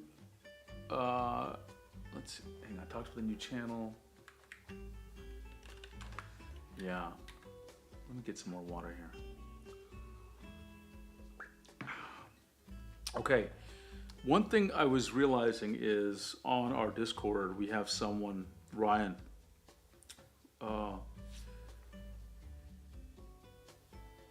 Oops, Rain has a comment. But hadn't you brought up the point you can just have a moving 13 in front?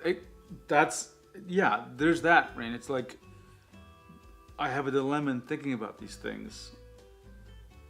But to be fair, to the sketchpad idea, it takes some setup to use the moving 13 with the phone. And I know it may not seem like a lot of work, but you have to connect them.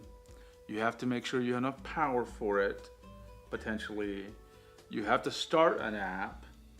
You have to save the app, meaning the drawing. You have to be able to quickly reference that drawing.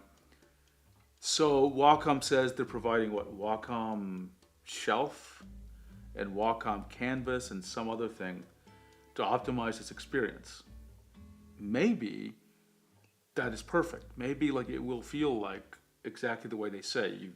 You take the device, you turn it on, you can just start sketching. You don't have to think about logging into Android and starting an app. Maybe it'll feel light, and that may not be as easy when you're talking about a moving 13 with a phone. I'm gonna try both, and we'll just see how it, even if, at least for my audience, I want to relate the two devices so they're not, they can think about how to understand each one. Okay, where was I? I wanted to talk about, there's this online drawing app called Magma, which I'm gonna go there, hang on. I forget what the old name of Magma was. I actually used it for a little bit with this old name, but I discovered that someone in the Discord, I've known this for a while, it's not a recent discovery, is just magma.com, magma.com. And you can draw with other people, but there's a free plan and you can just draw. So I'm just gonna do that for a second. Hang on. Let me get my tablet plugged in. Lava Worm, thanks for joining us. I appreciate it. Yeah, I'll be streaming tomorrow, so feel free to join us for that. But again, thanks for joining us. Okay, so let me, can you see my screen here? Yeah, there we go. Magma.com, and I think you just go to New Canvas. I'm just doing this as a demo so you see the app. Voidouts, so it's not just my app, it's just in general. You're on our Discord, right, Voidouts? Tell me if you're not. First of all, this is very responsive. I would say that. I would love to talk. Okay, this is actually the topic. I was just about to say, I would love to talk to the Magma team to understand what they learned building this app and what they're trying to accomplish with this as a product, and just learn more about maybe some tips for it. And Ryan on the Discord, IQ Draws is his channel, actually is on the Magma team. So what I'm thinking about doing is actually asking him if he would be up for an interview, a live interview. Can you start a thread, Voidouts, in the Discord, in the help channels? Because I'd like to learn how to use this. Maybe we'll do a collaborative drawing. Maybe we'll also, I can ask him about what he does in Magma, give him a bit of an intro to the audience, because he also talks about tablets and is an artist. And maybe we can get some questions answered and a demo and learn a few tips and tricks, because I've been wanting to use Magma more, right? And to learn I'm always on the lookout for more tools. So Turbonode, do you like Magma? Do you use it for collaborative drawing or just on your own? This is why I didn't use Magma for a while, because I was always like, I always thought it was just for collaborative drawing, like whiteboarding. And maybe actually we'll do it, we could do it now if we wanted to. I can create a drawing and then we can have people, we'll try it as a whiteboard maybe, right? Like, I don't know, I guess what I'm thinking is, hey, why don't we just try it? Let's just try it, okay? Hang on. I'm gonna see if this works. Where's my mouse? Let's see. It says share drawing. Allow followers to see and join you on the canvas. No password protection. Okay.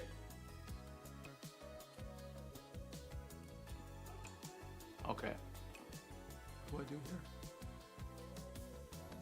Oh, you have to invite. Oh, no, I can copy a link. Okay, hopefully this won't cause anything crazy to happen. Let me create a new. Before I do that, let me create a new canvas. New. We want a big one. Let's do like 4,000 by 3,000. Okay, 4 by 3. And we'll call it 7 Pens Live Sketch. Live Sketch. Okay, where is let's create this. Okay, so it's a pretty big document. And I'm going to copy the link. And let's just go ahead and just try it right now. Okay, I just put the link to this. Now, no one draw anything weird, okay? No one draw anything weird. But, and my Wacom is configured a bit oddly for its aspect ratio. Oh, we got people. I tell you what, why don't you write something, a topic I should cover, or if you want, draw something. We can do whatever. Whatever you want to do. While I fix my Wacom. Where is the Wacom mapping here? Let's see, Pro-Am. This is the grip pen. Mapping. Oh, I want it on. And I want, oops, not that. Select one display. I want Asus. Apply. Okay, I think that was gonna work here. Look at that. Wow, people are actually talented. Okay, I'm gonna draw you know what I'm gonna draw, right? Everyone's drawing things. Well, I'm just gonna watch for a second. This is awesome.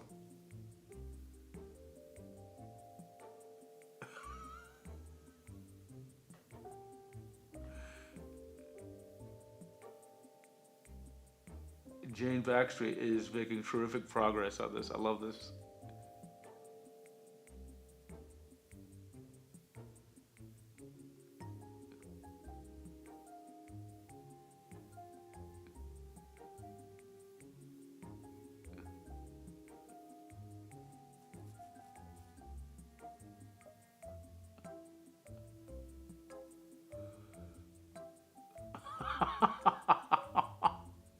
I have a strange feeling I know who this is, huh?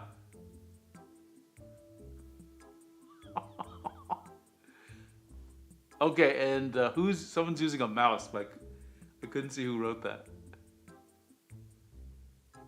Here, I'm gonna put my, how do I draw here? Whoa, that's really small. Okay, I was zoomed in, I see. I didn't realize that, actually. Let me undo what I drew there. That was tiny. This is great. I have never done collaborative drawing. I'm just gonna draw my silly 7Pens logo up here. Maybe this is what I should do when we start a stream or something. Just have a moment when we can just jointly doodle.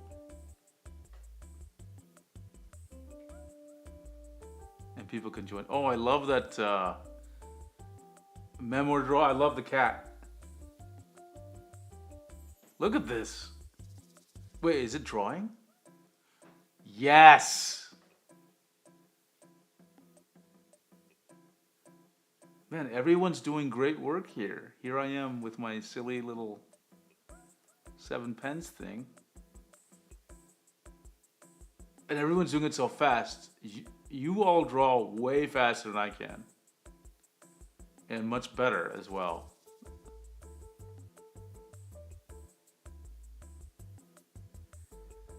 I hope Ryan is going to be up for my idea. I'd love to have him. I gotta find out what time zone he actually is in.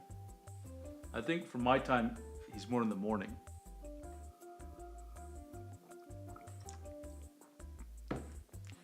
I love that cat.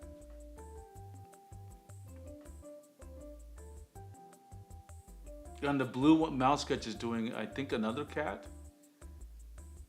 In blue, that looks amazing already.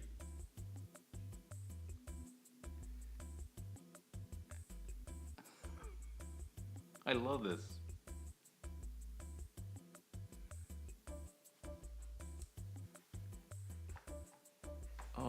It's saying collab for free. I'm gonna continue with Google.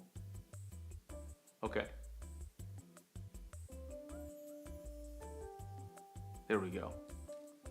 I was afraid I was gonna lose. I logged in with Google because it asked me to, but I was afraid I was gonna lose. What's the right word? I was gonna lose what I had drawn, but it looks like this is actually working.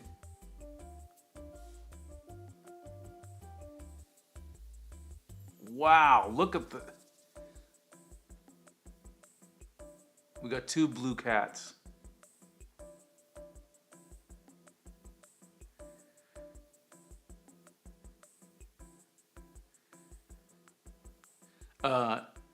You know, I mentioned this other channel, and one of the things I didn't mention was one of the topics I wanted to talk about was collaborative software, meaning software where you have to communicate. And this is a form of communication, what we're doing right now.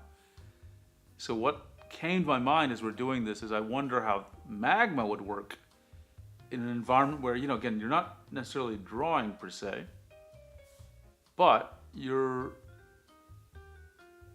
trying to communicate visually with other people,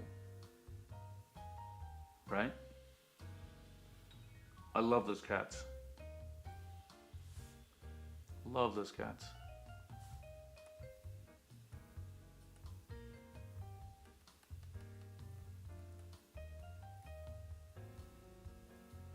I'm gonna erase some of this stuff, put some white there. Man, my skills drawing live are not good. I like the shortcuts that I expect work. Like I brings up the eyedropper. Which made me realize I don't know which app actually made that the standard. I assume Photoshop. Look at this. Everyone's doing great stuff. So have all of you used Magma before? Because all of you look like you know exactly what you're doing. Which makes me think you must have used it at some level.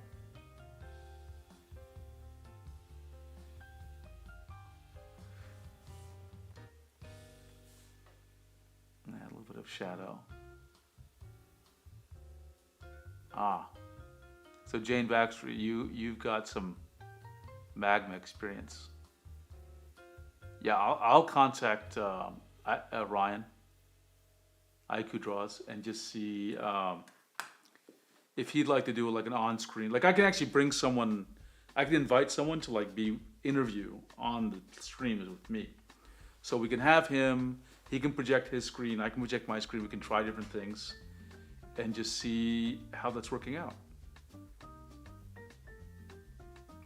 This is more fun than I expected. Draw pile. Oh, I've heard that one, Arfidel. I forgot. I don't know what the context I heard of, but someone has mentioned it to me before. So it sounds like a more, maybe not as user-friendly to get started with draw pile.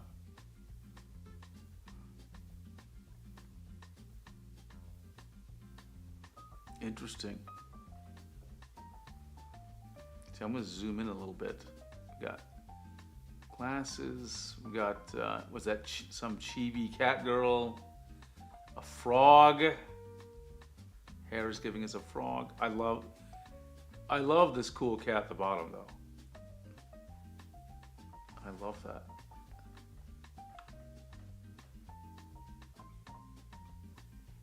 It's so cool. Oh, I can't, how can I scroll in? There we go. Let's see, Jerry Meehan, thank you for joining us, Jerry. Let's take a look. I ran out and bought the 24-inch Cintiq, dude. You love it? Okay, fantastic. I thought I'd be upset taking the 22 HD off my desk. I have not even given it thoughts. So I'm curious, Jerry, since what I think you should have found is the screen is definitely better. There's much less parallax. The colors are better. It's lighter. It should be even smaller. And of course the pen experience is good, right? And it doesn't get warm, right? Okay, let's take a look. Oh, okay, look at this. Oh my gosh, I've been there. For like 20 minutes, I couldn't get one of my cameras to work. When I realized I was plugging, I couldn't get any data from it, and I realized I was plugging the power cable into the data port. That took 20 minutes to debug that problem, right? I have definitely been there. It's gorgeous. That is so good to hear. I think it's a fantastic product. I think it sets a new bar. Okay, I'm gonna get some water. I'll be right back. I'm gonna leave this up so everyone can see what's being drawn, but I'll be back in just a second, okay? Let me zoom out before I do that so that it doesn't look like, let's see, like, I carried it from B&H to Penn Station. It was so light compared to when I bought, yeah, it's light. That's one of the first things I noticed when I picked it up. It was like how light it was. It actually surprised me quite a bit. Okay, I'll be right back.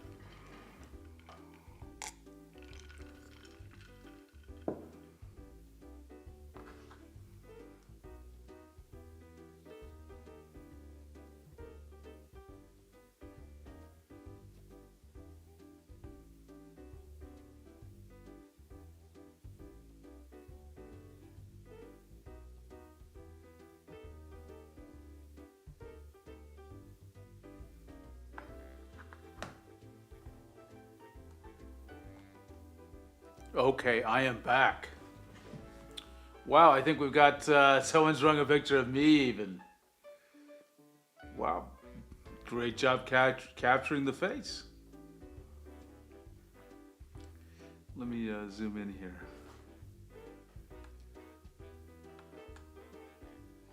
Since you like, nice.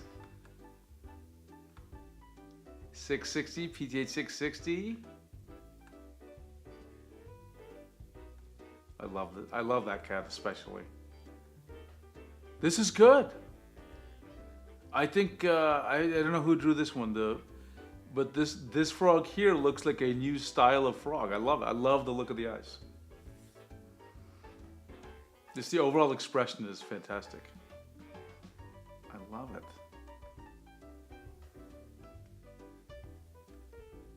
Fantastic. Okay, I'm gonna leave the link up. Let me just make sure I didn't miss any.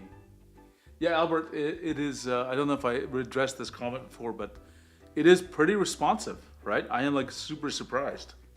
And while people are drawing, and I'm gonna save the drawing once we're done with the stream, but I wanted to talk about some other content. Keep on sketching. Everything's gonna get saved. You know what I should do now that I'm thinking about it? I should, and this is just an idea. Maybe when I stream, I should automatically create, meaning I should always create a Magma link so that people who want to draw can just share what they're drawing. Like they can sketch as we're talking about whatever, right? I don't know. Would that be interesting? We'll see. Okay, while people are drawing, let me take a look and see if I can find a special piece of some special content that I was working on. And give me a second. OneDrive.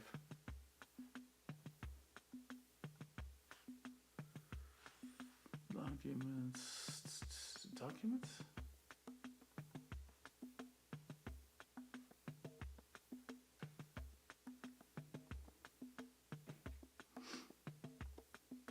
Hello, Charlie Martian. We're just join us if you want on the if you want to draw. I can share. If you scroll up to the chat, you'll see a link to a magma.com link. That's where we're all at, just kind of sketching.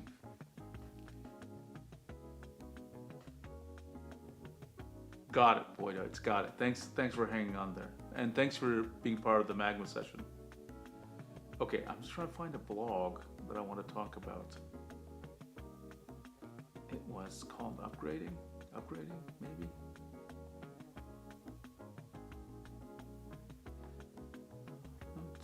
Not that. Ask. Okay, Harold, thanks for joining. I do appreciate it. Thank you very much.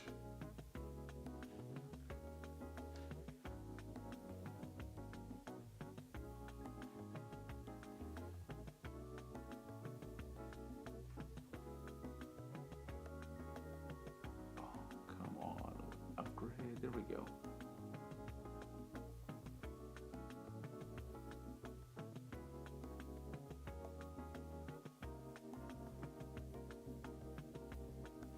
That's not. You know what? Maybe I'm not going to show it. I thought I had developed the content a little more deeply. So it looks like I have the document, the Word doc, but not the PowerPoint, which is what I really want to do, is show you the PowerPoint. So, okay, I'll leave that to another day. I'll still prep the content, but I'll do that for another day. Let's see, is there anything else I had on the agenda? Covered that, covered Magma. Okay. Hey, Nizio, how's it going? Yeah, we're drawing. Yeah, you can join, of course. You can join, of course. Maybe what I'll do is, as people are doing it, I'll just build up my deck. Give me a second, and I will paste the link in the chat. Okay. So I'll turn this into a working session. Copy link. And Nizio, paste. Okay. Just join in, draw whatever you want. Ooh, someone did a Wacom logo too. Draw whatever you want. And while people are doing that, I'm going to shift from this to some content I'm going to work on. So if people want to hang out, remember this is just a chill stream. This is not a, I'm not presenting a full-fledged, I gotta find out where the heck that window was. I'll turn this into a little bit of, we'll do some work. And what is the date? It is the 21st, yeah, okay. Okay, so I'll keep on checking in on the Magma. But for now, I'm going to switch gears. I'm still looking as people are drawing. Okay, Charlie. Yeah, I'm gonna ask, we'll be talking about Magma again. And I think I'm gonna ask Ryan, who's on the Magma team, if he wants to do like an interview on stream with me soon. Okay. So I want the content I'm gonna work on, and so I'd like to solicit your feedback. So I'll try to just give you the presentation as I'm creating it, actually. So where's my face? Is my face there? It is there. Okay. Let me create some space so I can see everything clearly. One moment.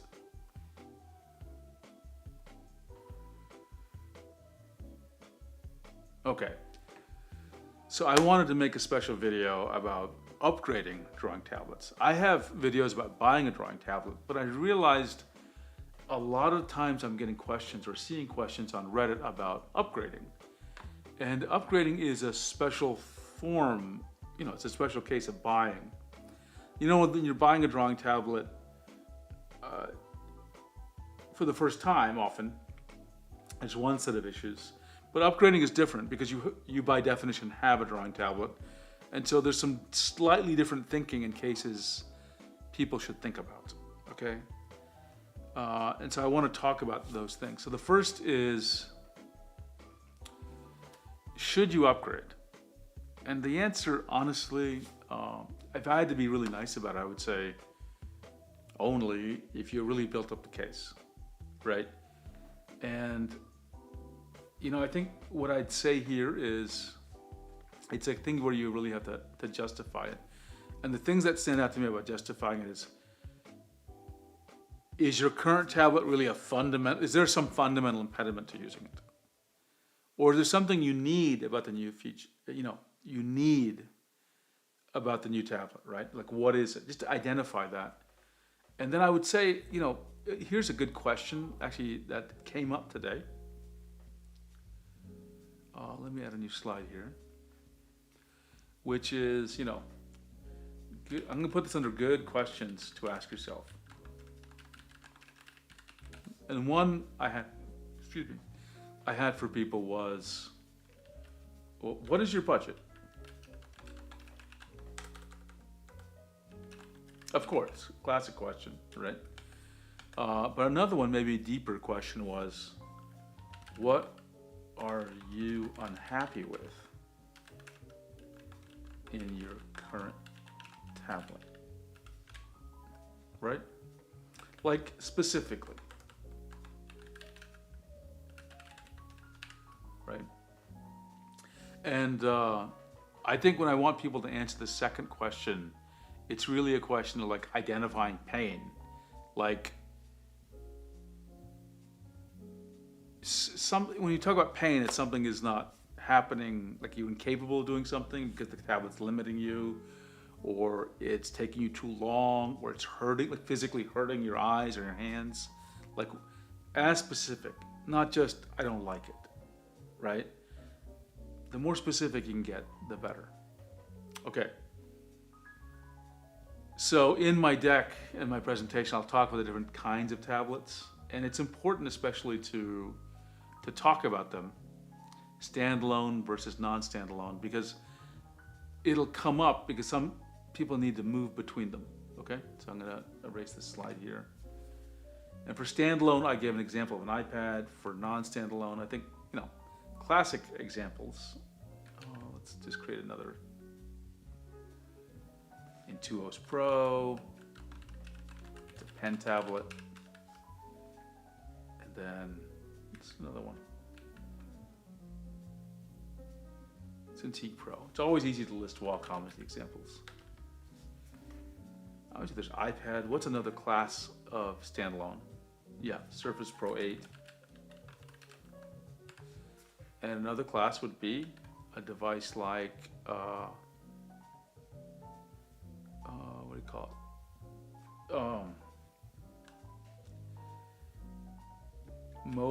Wacom Mobile Studio Pro. There's three kinds of it. They're very distinct, right?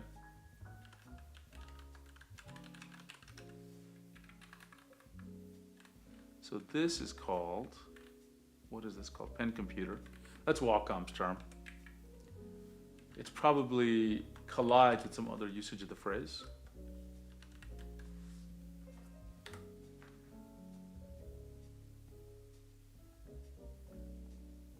And this is what? This is laptop with pen support. See, very different kinds of devices. And this I would call iPad, would be a mobile computer, or a mobile device would be better. I don't think people like calling their iPads computers. Device with pen support. Okay. And this is just to lay it out because people want to switch devices, and we have to talk about if switching between categories makes sense, right? Okay. So I guess the first topic, I'm going to say we'll talk about common issues, right? Common topics, meaning they affect all upgrade scenarios. And what is the most common topic is specs, okay, or specifications. So this, and so I'll try to be brief about this, right? So pressure levels. Okay, now context is very important. According to my research, you need 2,000 pressure levels.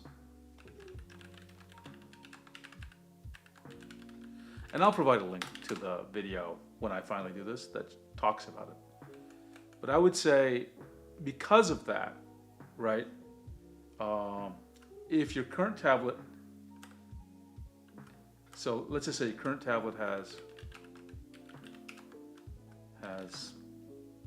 4K or above, don't use pressure levels as a reason for upgrading, right? I really wouldn't use that as the reason. In fact, I'd probably just go ahead and just say 2K here. If your current tablet,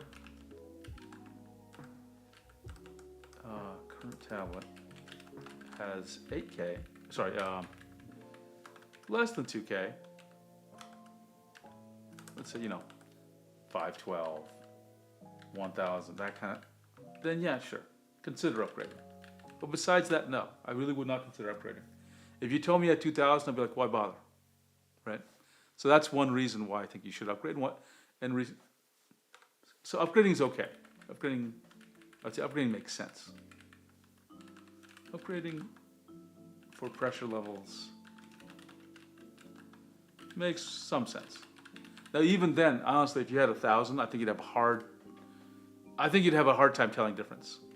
Okay, from 1,000 to 8,000. Okay, digitizer resolution. This is like the number of points. This means number of points the tablet can distinguish in an area. Now it's given as so you could think of this as like not pixel density, but some kind of density. Some kind of density. 200, oh, okay. Thank you, Voidouts. Yeah, good point. Thank you, thank you. So like commonly, so common today is, what is it? 5280 lines per inch, okay? Which is equivalent to 200 LP millimeter, okay? Now, slightly older ones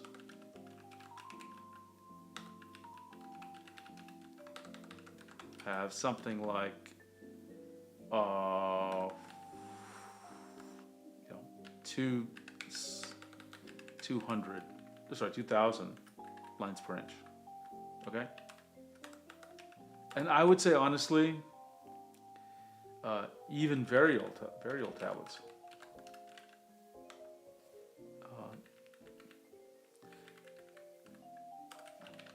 have relatively high LPI. So basically I would say if your current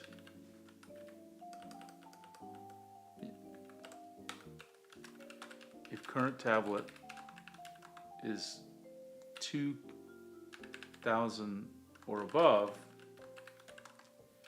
don't upgrade for this reason. It will not make any difference to you, right? Will not make any difference to you. Okay, so that's okay. What's another common one that comes? There's lines per inch. There's pressure levels. Okay, so we're going to talk about pressure in a number of ways, but let's go ahead and just start out with pressure levels.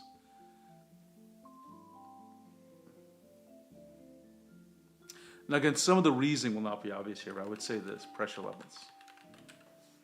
Okay, so I would say context is like, this is like over marketed. Oh, sorry, we already talked about pressure levels. Sorry, I meant to say IAF, initial activation force.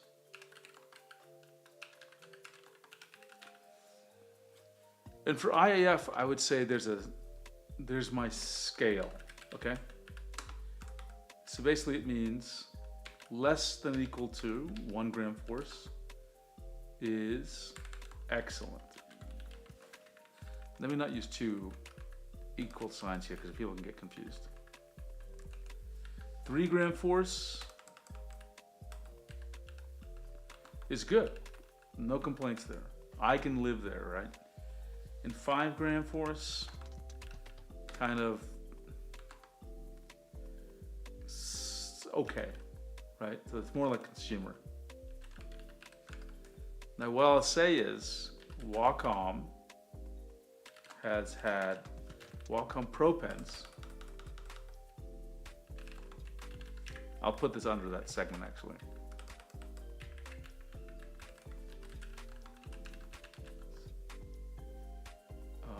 Are here for a long time. Lots of Wacom pens are here. Long time. In the less than 1 gram force. Even some Wacom consumer pens. Okay? So I use 1S. Good. So basically most non-Wacom pens are I would say recent non-Wacom pens are here. Okay? Now what I would say is, what should you, how can I express this? Maybe it'll be like rules. Let's say the word rules right now.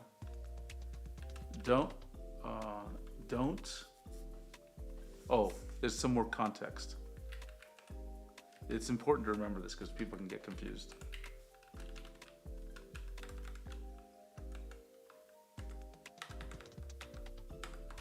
IAF is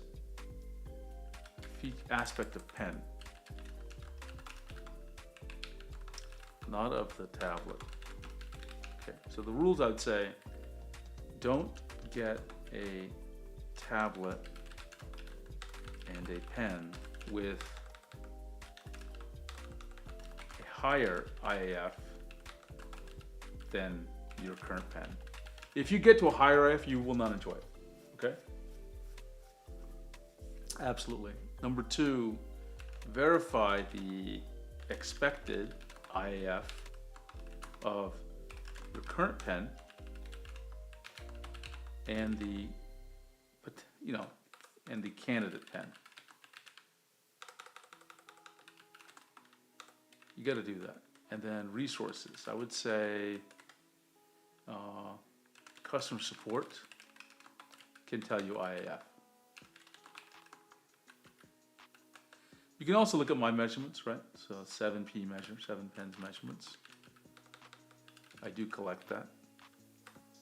But ultimately, aim for 3, or so you should aim for 3 if you got a consumer pen, like you're starting for 5, but always go lower. Or go at least stay the same. Do not go up in IAF. That'll be very irritating. Okay, and I guess I should say a clarification, which is pressure levels have nothing to do with how light a stroke can be detected. It's a huge myth, right? This is a huge myth that has to be busted. Yeah. Instead of pressure levels, use IAF. My gosh, look, I'm looking at the art here. Hang on. Look at that. Is that what I look like? I like it.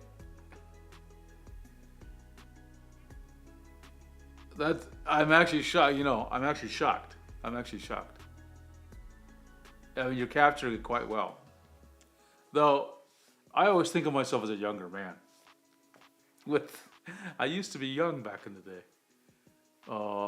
Look at, is that Nizio who's doing this, what is that? Is that someone wearing? Oh, I like that. Like the hair is becoming the pen. That is so cool. I love that. Jane Baxter's like just blown me away here. I could not, I am not capable of doing sort of like just looking at something. I mean, I can do it, but it takes me a long time, a real long time. I'm like, a day.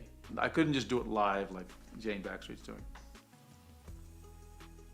Or Backseat's doing. So instead, look at IAF. That's a thing that lots of people are saying, oh, I want a more sensitive pen, right?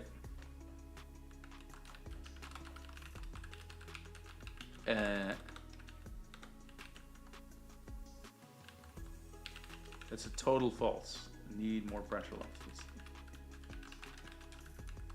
So that is wrong. You do not want to think that way. Okay. Max pressure. Yeah, that's another one. We got to do max pressure.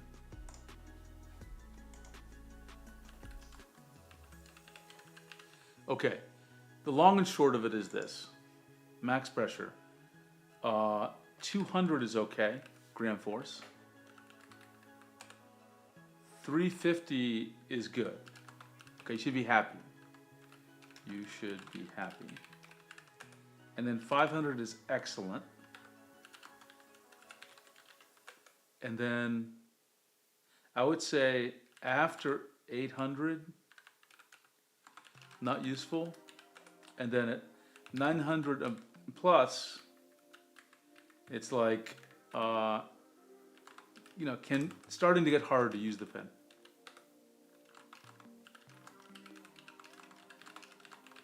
So in other words, there can be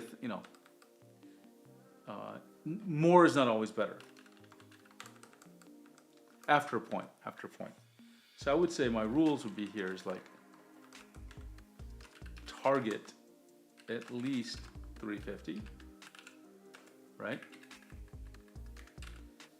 You have to make sure get a pen with more than or equal to the max pressure of your current pen.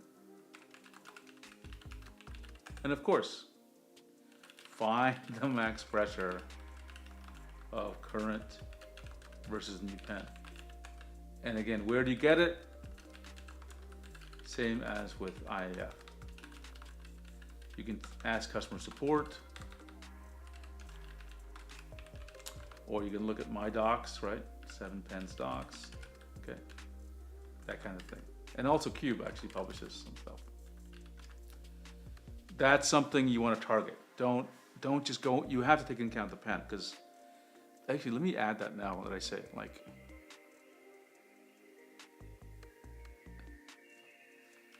The pressure behavior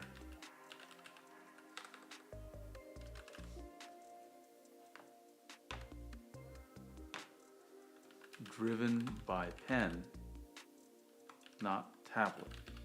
And just to be clear, pen, IAF, pen gives you this, IAF and max pressure. And the tablet constructs, invents pressure levels. Right? So you can more or less ignore our pressure levels, right? Focus on the pen. Pen is the big determinant in pressure behavior, not pressure levels. A huge confusion when people are looking at upgrading.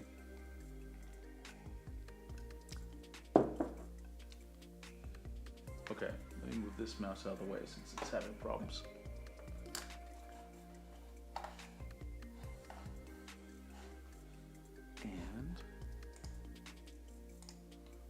Max pressure. Active area stuff. This is an interesting one. I would say it depends on the kind of tablet. Okay. So we'll do pen tablet to pen tablet. Okay. So screenless to screenless. So I would say, first of all, there's a scale, right, which is driven by the It's hard to show the scale, but I'll just say it like this. Shoot, why is that thing coming up all the time? I would say, look at actual dimensions, not labels. Meaning, a tablet can say it's large or medium or small. Ignore that. Actually calculate, you know. So the easiest one is to look at diagonal size of active area. Okay. And just to get some expectations here,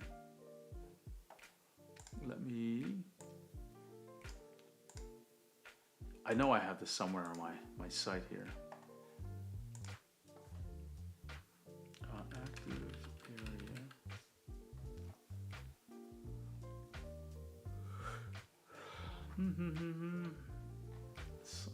I think I have a section called size of drop downs.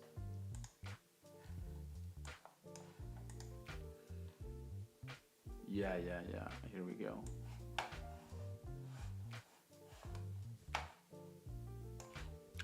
So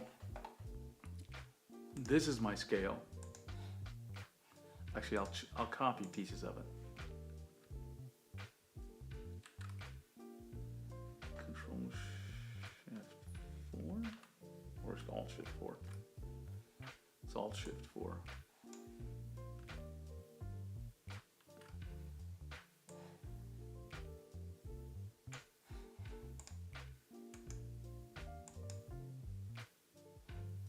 Okay, well, it got close enough anyway.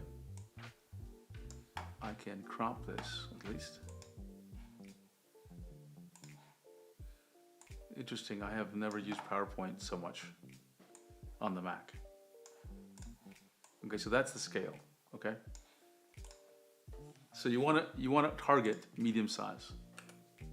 So I would say target at least medium. Okay, so if you have small, then upgrade to medium makes sense.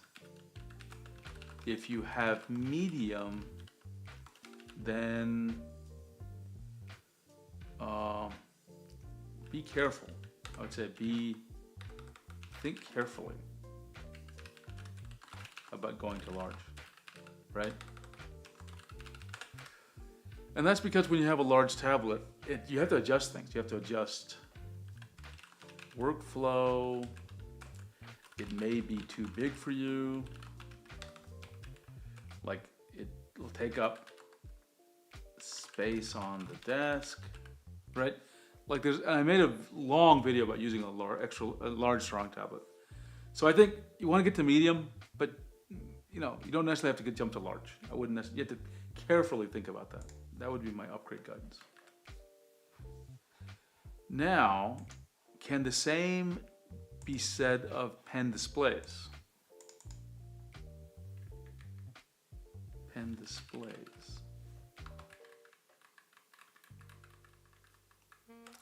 I think this is a different situation. There is no, it's harder. I'm not sure I'll actually be able to come up with a formula or strict guidance for it. But let's see if we can come up with something.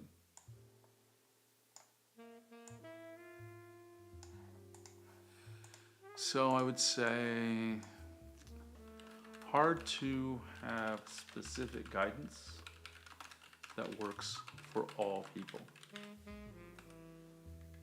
But I would say if you're at a 13-inch, so small to medium makes sense, right? Small to, what's medium plus makes sense. I think that's like a 13 to a 19 is reasonable. Small to large, you have to be careful. Be careful. Right? People don't realize what it's like to have, I'll just put it down in text right here, like example. 24-inch pen display feels much bigger than a 24-inch monitor. Because sometimes the bezel's really big. Also, it's really close to you. People, it's just weird to have something that big in front of you. Let's take a look.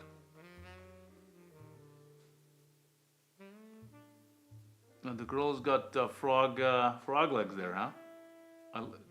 Nizia, that's really amazing, actually. On a tablet, you've created something so nice. And Jane Backseat's got me going there. I'm not good at capturing gray hair. So it's just amazing to me that Jane's been able to do that so nicely.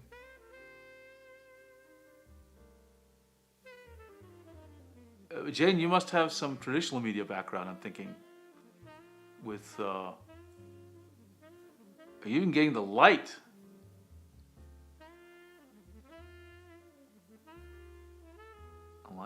I like it.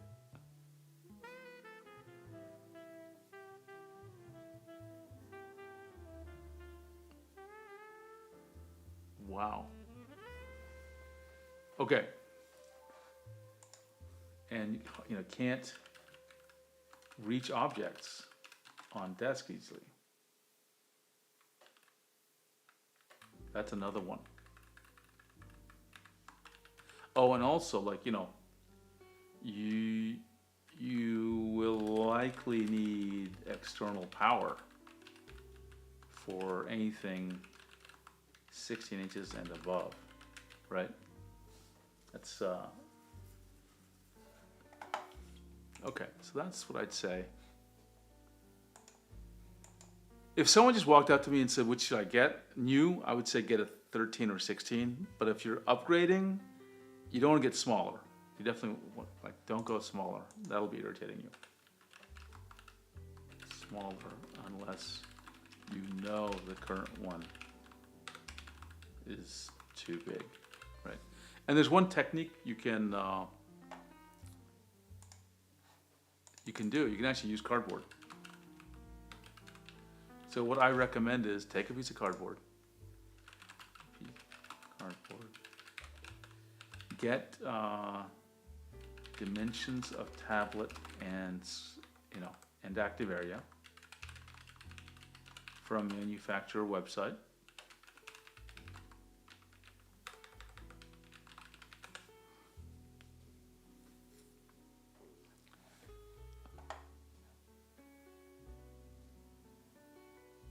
Okay, Nizio, I don't want to, I can't read the message, hang on. Okay, don't want to spam, but the manga I'm working on released the prologue and it's available to read on Manga Plus. Nizio, can you just put the link in the chat, please?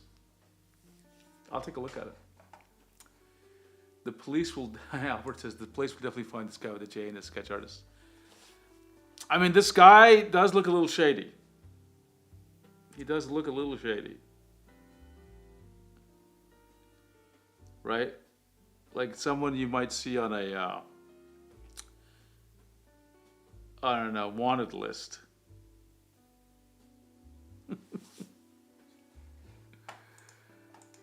And I would say cut cardboard out to the physical size. And then draw the active area. And then, you know, draw activated rectangle. Then draw on it.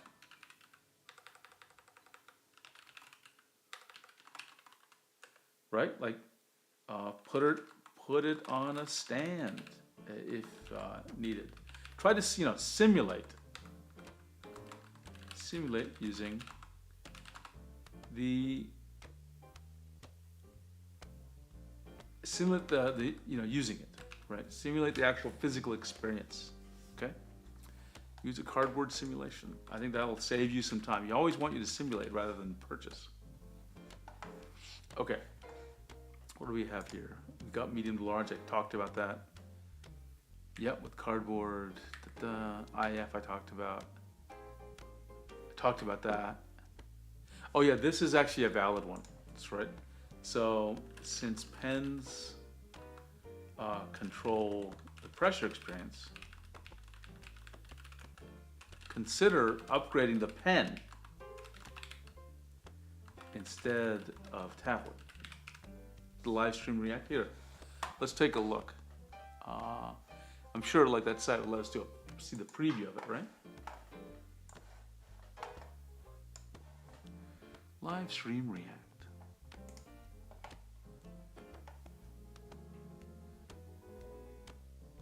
Oh wow, here is showing me something quite interesting. Okay, sorry, I got distracted. Okay, Arch Hearts. Okay, let's take a look. Let me move this. Oops, we can move this out of the way here. Okay. Arch Hearts. Oh, it goes. The orders starts on the right to the left, huh?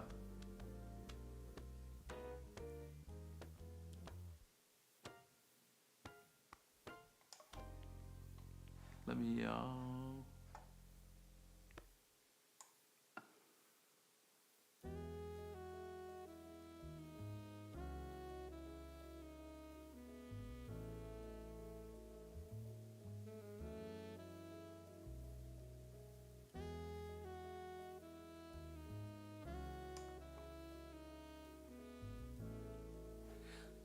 There's a duck in there.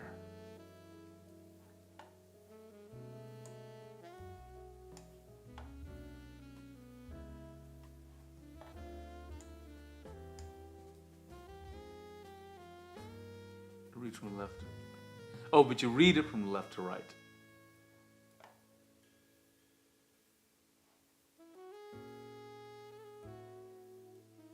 Hey, that duck doesn't look happy, is it?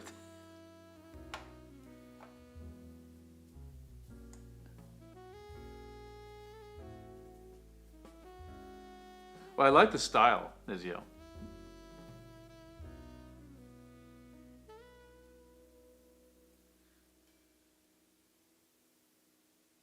Oh, this is cool. This design you have here for this three faces on this helmet.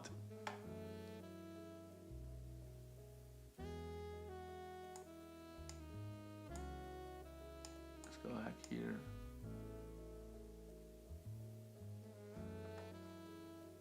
Lydia. Very nice.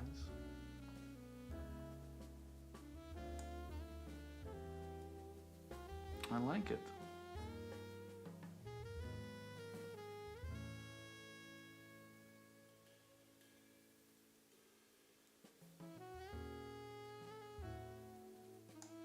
And it's very creative. I've never seen anything like that, actually. The closest I've come seeing something like that was in the movie The Chronicles of Riddick has somebody with like a helmet with 3 faces, but they're kind of like, they're even. You know what I'm saying? Face here, exactly the same face. I found that intriguing, but I never imagined the faces just being in different locations like that. Art charts. Well, thank you for sharing this. I appreciate it.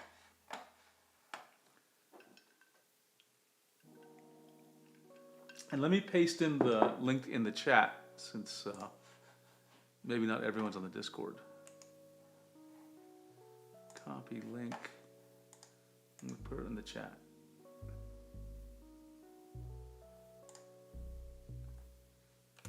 There we go. Very nice. Thank you so much, Nisio. Yeah, everyone should always feel free to, you know, if I'm streaming and you have something you want to share, let me know. I'm looking quickly at Jane's. Wow. Very nice. And I'll give it another look after this, Nizio. One of the reasons I do want to do that is, I haven't really talked about this. I have never really drawn in the style that you're showing here, this kind of manga style or anime style. And that's something I've always wanted to be able to do. My preferred sort of look is, you can probably guess just because of my age, I like the look of 80s and 90s anime, right? So the kind of like a slightly older look. I don't know, I would say maybe rougher look. I always feel like, I don't really see any anime or manga now, but because so many people are drawing it on my Discord server, etc., that I guess I just get exposed to it. What I've noticed is so many people just have incredibly clean lines, right? And they're very sophisticated how they draw, which I don't think was quite as true in the 80s and 90s for anime. But I like that older style, like the rawness of it, I guess. Okay. Oh, where was I here? There we go. Okay, consider upgrading the pendants of the tablet, but verify compatibility. So customer support. Customer support can help. Let's say contact customer support. So just general rules I would say here is that do not assume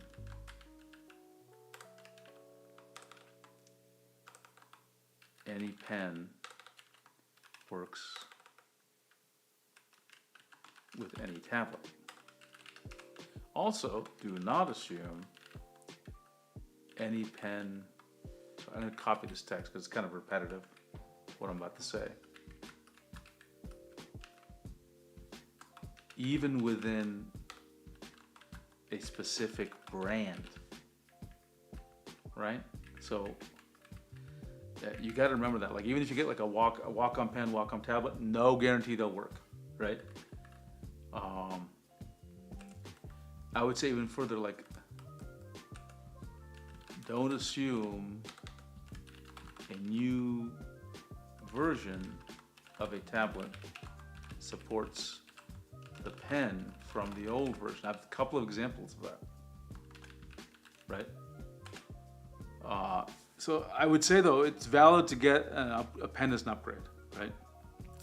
Another thing, just as another note here, like, how can I say it? Pens can give you better pressure, but pens can't. They can't give you.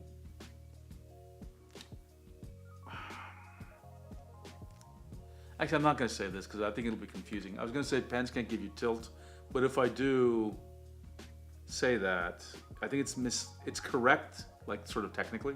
Sorry, it's correct in practice, but it's also misleading technically. Okay, so I'm just not going to say that, even though it's accurate. Okay, upgrading from a pen tablet. This is a unique problem.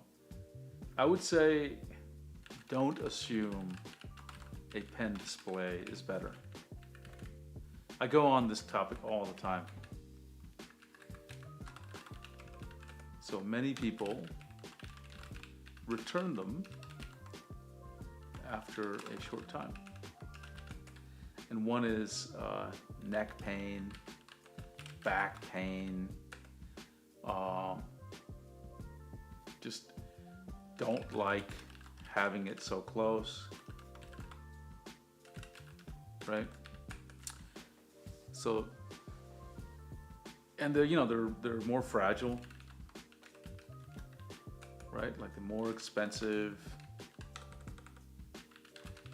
to repair. What's the other common thing? Oh yeah, they get hot. They can get warm. Can get warm.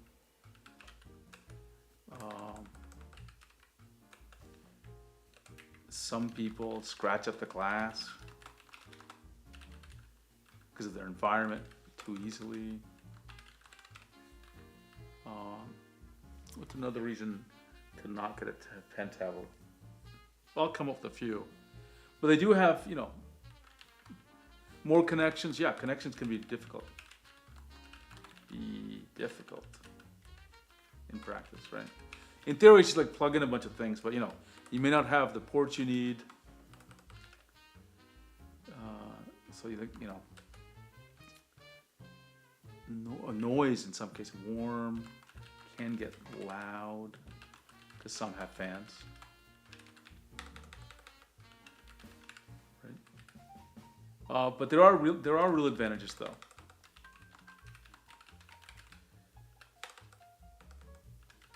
The two that I can think of, they're very related. It's because there's no disconnect between hand and eyes. Right? And this means because there's no disconnect, two things happen. Number one,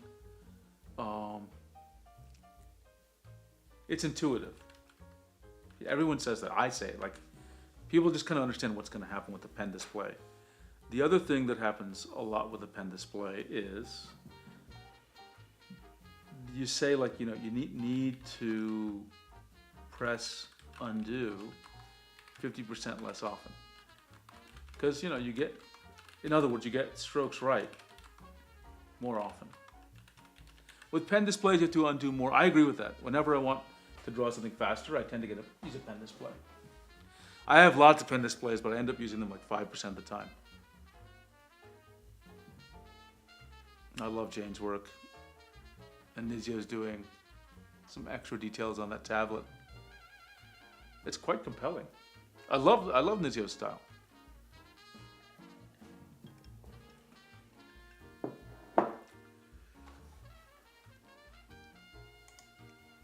Ergonomic, I covered that.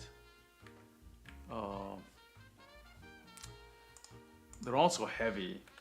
Like, as they get to like 22 inches and above, it takes real effort to move.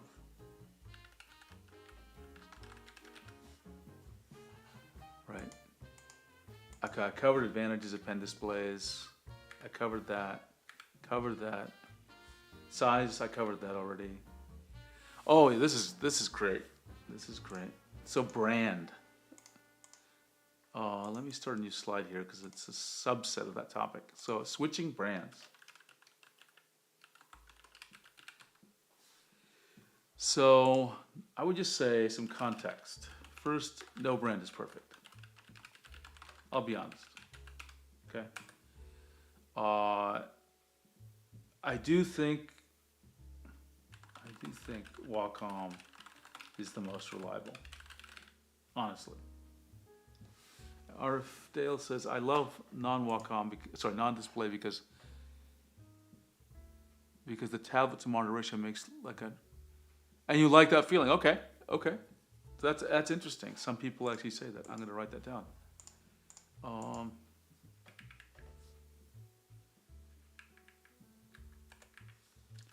some people like pen tablets, screenless,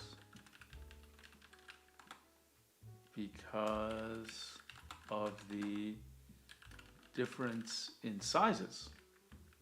Yeah, that's actually an interesting point. I hadn't really thought about that. Acts as an, what do you call it? Magnifying glass. Oh, that reminds me, another disadvantage of especially large pen displays. All pen displays are generally larger than pen tablets. Like, you really have to move your hand. Like, if you have a 22-inch pen display or 24-inch pen display, like, you have to really, do this business to click on the upper right-hand corner or something. Like, because you don't magnify, like with, this is a medium-sized tablet, you can quickly just move your hand. But that's not possible. You can't flick in the same way, unless it's a really small pen display. You have to move your arm is engaged, right? So I'm gonna write that, that's a good one.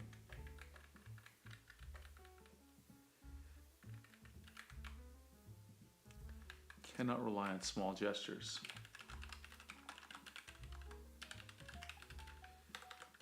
Increasingly have to use arm. So I would say they can get tired.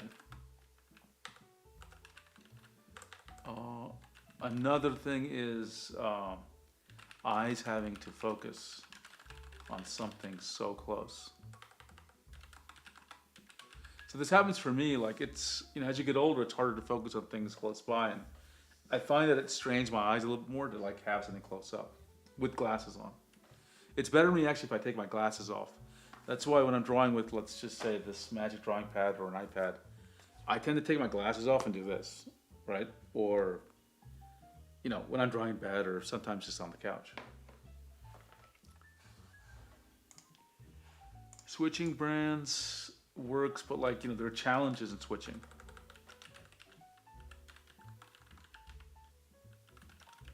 And these have to deal with multiple issues with multiple brand drivers, tablet drivers installed.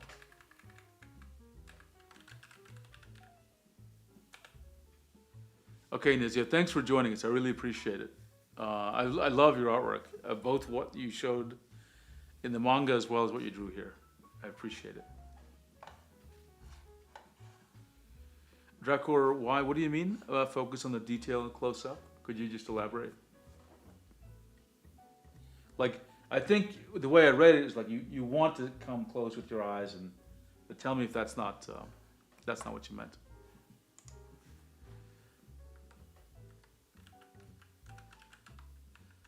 So having Mac and Huion, let's say on the same box on macOS, works well for me.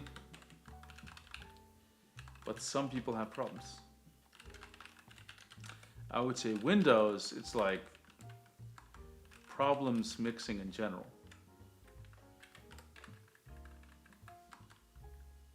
Hey DigiStan, thanks for joining us. Right? So I would say, the rules are you're gonna have to uninstall. If switching brands,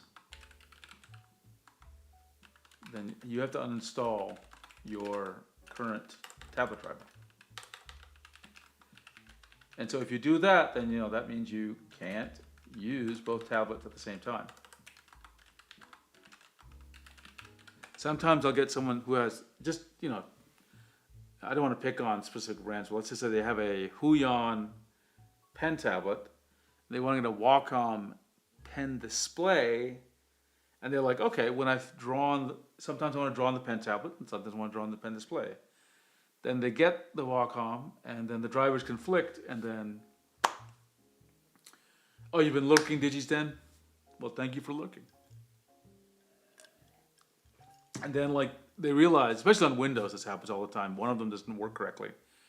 And it's a big, complicated explanation why that is and what you maybe can do to fix that or work around that would be better to say. But in general, yeah, if you're gonna get especially on Windows, you're gonna get a Wacom, then a whatever, you have to install one of your tablets. That's just the sad truth.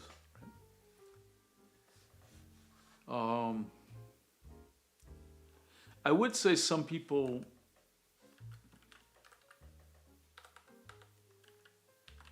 seem to have better experiences, especially around drivers, with certain brands, right? For everyone, you pick any brand out there, I'll find someone on Reddit that says their drivers are totally unreliable, and then when they switch to another brand, then those other drivers worked. Okay, so that is okay. I need to get a little bit of. I need to take care of something. Get some coffee, and I'll be right back. Okay, so I will just put myself on back.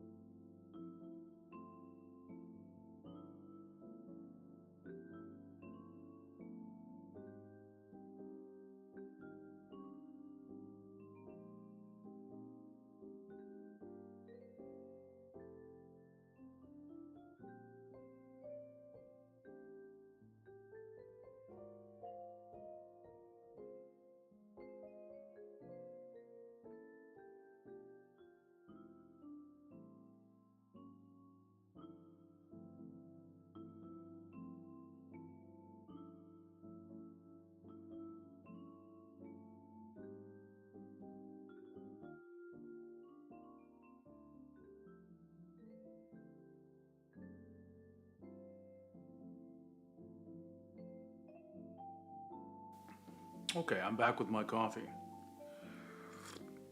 Let's take a look. Let me catch up on the comments.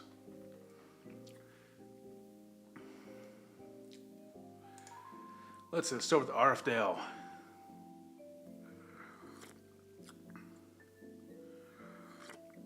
Yeah, RF Dale, it's so true. I mean, really, people swear up and down, walk-on drivers are bad, Huions are much better, XP Pen's better, Huions, like, and I believe them. I believe that they're having that experience. Because drivers are written by different people, and like, your machine may be configured, some way. And who knows what the cause of it is. And I would like for it to be not true. I would like for everyone's drivers just magically work on every machine, but that's not reality, right? Yeah, I've never been able to sort out why.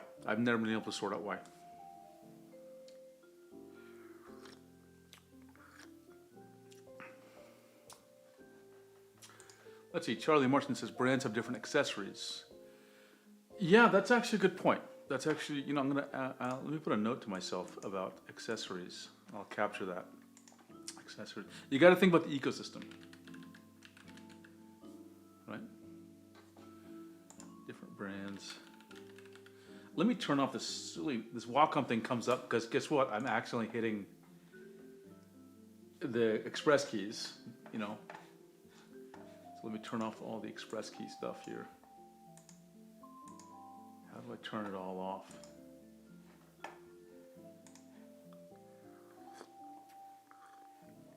There used to be an easy way to turn off everything.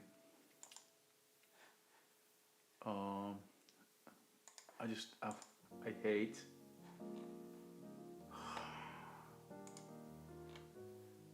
Is there a way to turn off all? Here, I'll show you what I'm doing so I'm not confusing everyone. Okay. This is the problem. I need to disable all these. And is there a fast way of doing it? As far as I can tell, no. I think I have to go one by one and click disabled, radial menu, other.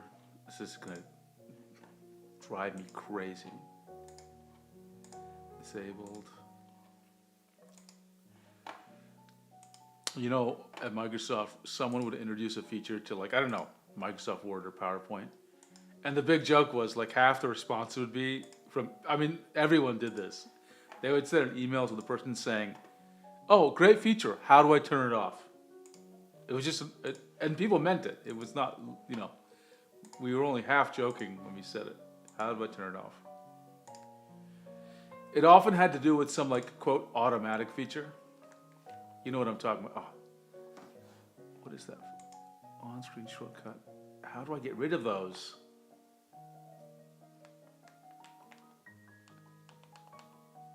Okay, the left one's still on, looks like.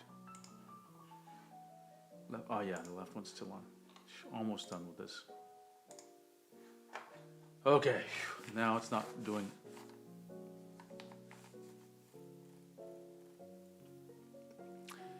It's not doing anything, but the dials, even though they don't. I need to disable these too. How do I disable these?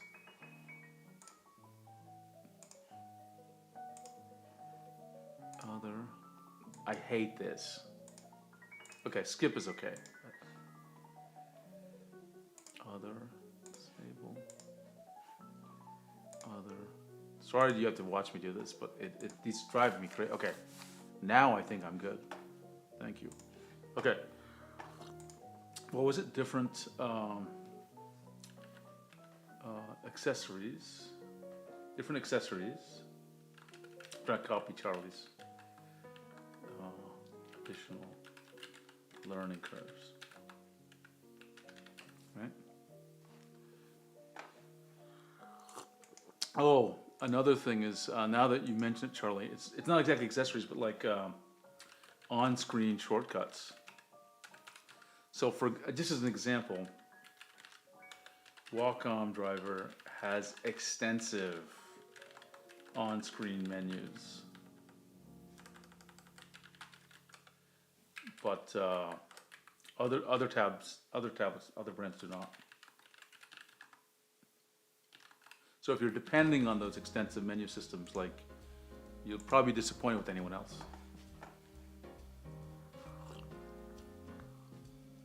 Let's see, I've tried using a Wacom Intuos Pro with uninstalled Huion driver.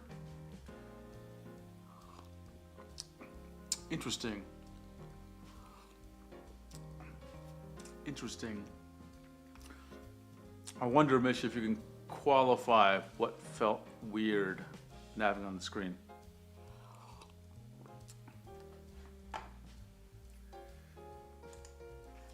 Question, for those that use a pen tablet instead of a pen display, do you feel you can draw extremely accurate? I'm very curious about that answer.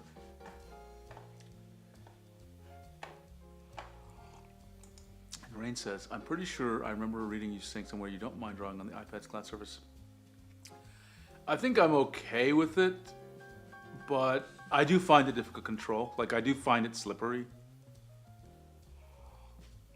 With the Samsung, on the Samsung devices, with the Samsung S Pen, it's not slippery because the Samsung S Pen has a really rubbery surface that adds a lot of like good friction. But it is one of the issues with the iPad for me, is that it slides a lot. And it makes when I'm trying to draw a stroke, it makes it seem like I'm shaking, which I'm not. It just, small changes in movement slide. I've tried things like, was it Paper-like, right? I didn't like it. Okay, actually, let me clarify why I didn't like it. It wasn't bad. I didn't like that it added anti-glare sparkle, which of course it must.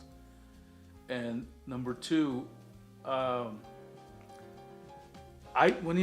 guess I was I don't want to say misled.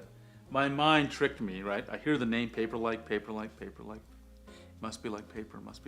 And then pretty soon, I'm like, man, this is going to be revolutionary. And I installed it, and I'm like, this doesn't feel like paper. It just feels like slightly textured glass like everything else. So I was disappointed, but that was my fault. I should have done more research. But it did do its job. I just didn't like having to use it, because it made the screen a little more dim, etc. Charlie Martian, I disabled all of them. Let's see. Let's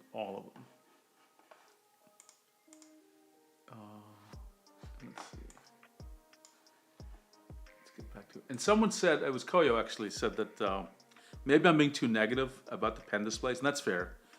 I mean, I think the stuff I put in here is accurate, but I think if I just read it out like that, it would come off as way more negative than intended. Like, I'm not trying to find a list of reasons not to use a pen display.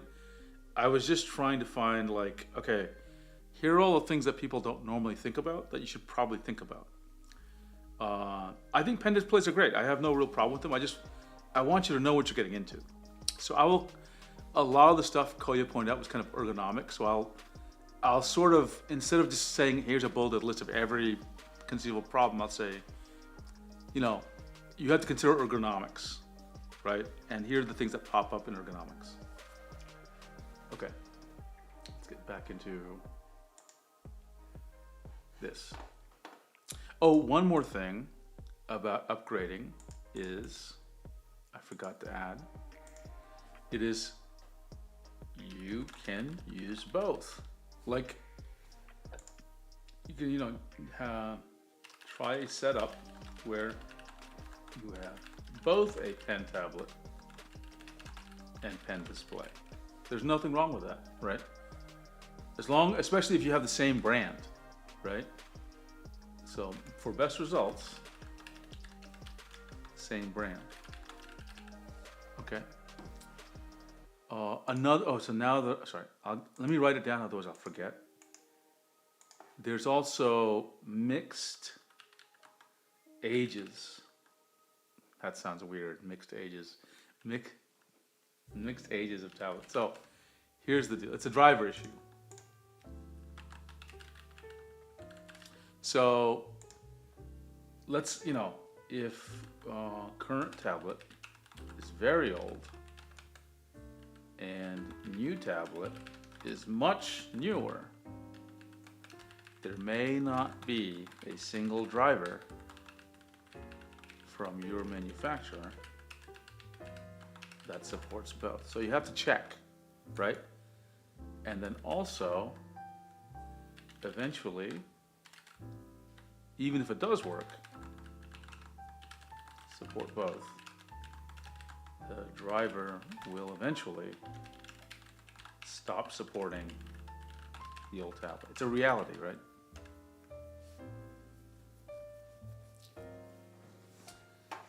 Let's see. Adam West, thanks for joining us. Can we talk about the Concepts brush engine on Android? I just got a Tab Active 3 and Concepts from almost interesting. Concepts does have a very good brush engine. I think they're doing a lot of stroke prediction, Adam West. I can try it out on my Magic drawing pad here, but I think it is trying to give you a very nice experience, and I think it's because of prediction. Let's see. Charlie Morrison says, I'm testing ESR, Amazon brand. Oh, ESR is the name. Okay. Protection cover with Apple brand standard pen. Great. And do I have right? ESR is the brand. Do you have any recommendations for the Intuos Pro pen nibs? I do, Nar. And let me find it and paste it to you. It is in a section called Nibware. I always tell people I have a page for everything. And let me just show you the page so that you know what is going on. So this is the page, and I'll put the link in chat. So first I describe Nibware, and then I talk about what causes it, so you can evaluate these things and think about how you can stop it from happening, right? So here, and I linked to some resources like, I think Aaron, Mink, he's like a researcher, I guess you could call him. Check his video out especially, because it is called Tips for Increasing Your Nibs Lifespan. So let me copy that, and Nar, I'm going to put it in the chat, okay? So look at that. I got a page for everything. Let's see. Is there an argument for having standalone tablets so that if you didn't, is there an argument for having standalone tablets so that if you didn't enjoy it, at least you have? Yeah, that's absolutely a valid argument, right?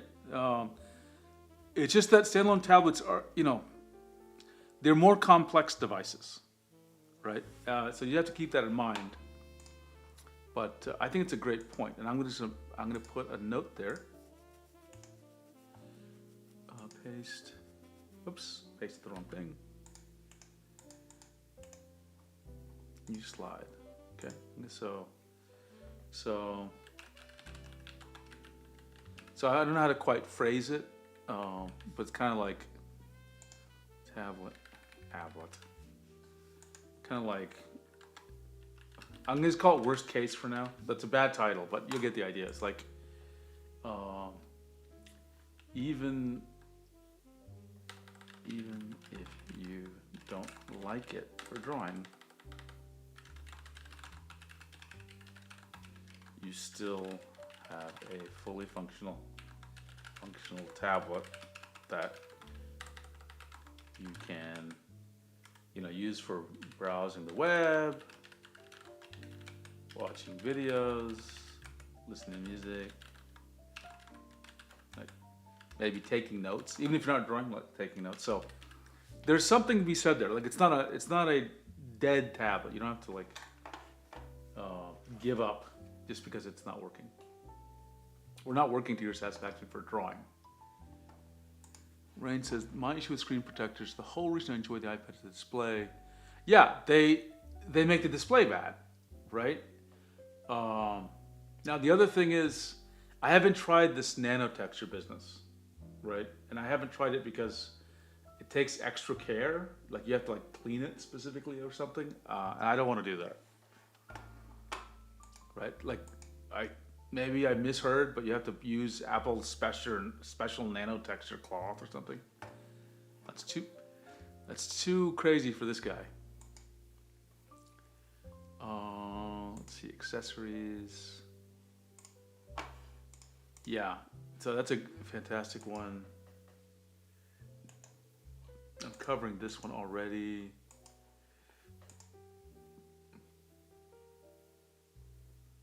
Driver, I think I covered this. Actually, let me just, it's related within a brand. So again, like, make sure there is a driver that covers both old and new.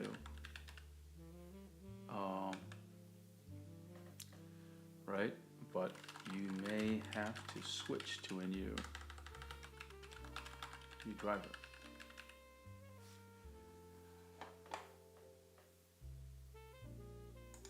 I have an iPad case I have an iPad in case I need to go mobile for whatever reason. Yeah, I keep an iPad like that as well. Like, it's not, I use it all the time, but sometimes when I feel, where I live, sometimes there are windstorms that knock down the power, so I kind of make sure it's charged up the day before the windstorm comes.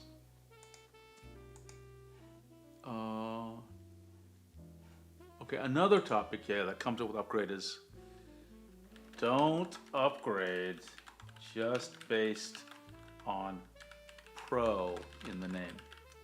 So Pro means nothing, number one, right? Also, you will find, like, example on Amazon,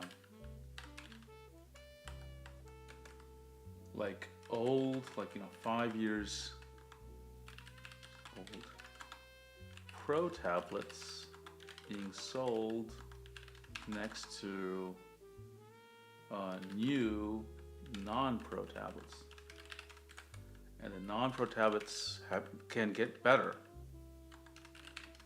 have improved quite a bit. So you have to watch out. Don't rely on Pro. Right? Again, be specific. If you're like, if it's because the Pro tablet, man, I'm looking at Jane Back's seat. It's just getting better by the second. I love seeing it. Like, the details are like really, sorry, people don't know what the hell I'm talking about maybe. I'm looking at our Magma thing. So, look at this. I've been watching this slowly develop and like these tiny details are coming through. I'm loving it. I'm loving it. Maybe I'll use that in my stream thumbnails. Right? That is awesome. Okay. Never buy something because it's just Pro. Okay, pen computers. Upgrading to pen computer. This is a tough one for me. I'm not sure. I would just say, well, the good news is they don't conflict. Like, they don't conflict with your current conflict.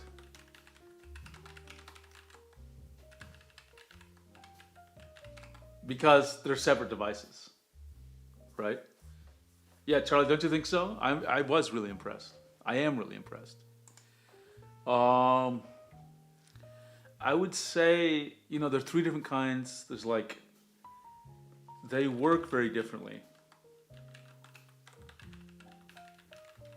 In the case of, sorry, let me say it differently. If you're going from a pen tablet to a iPad, like a mobile device with pen support, you get a very different experience. You get a very different pen experience. Right? Like, it doesn't have buttons, no erasers, so different apps.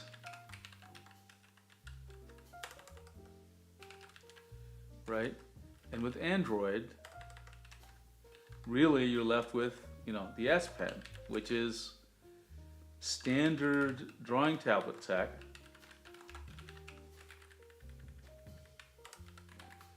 but very consumer type, right? So if you're going from a pen tablet or pen display to a mobile device, the way the pen works is going to be like feeling different for you.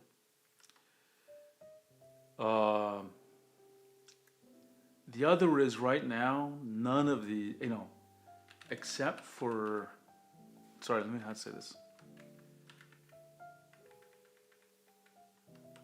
Okay, let me leave it like this. I'm not sure where I was getting at.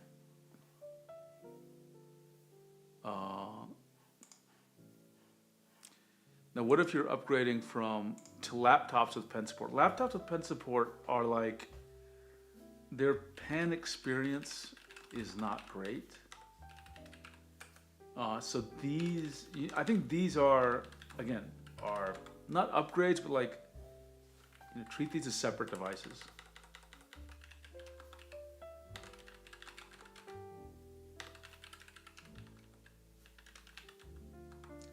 Not replacements or upgrades, right? And then I think these tend to be good for note-taking, right? Or like digital signatures, or like, sorry, I misspell everything.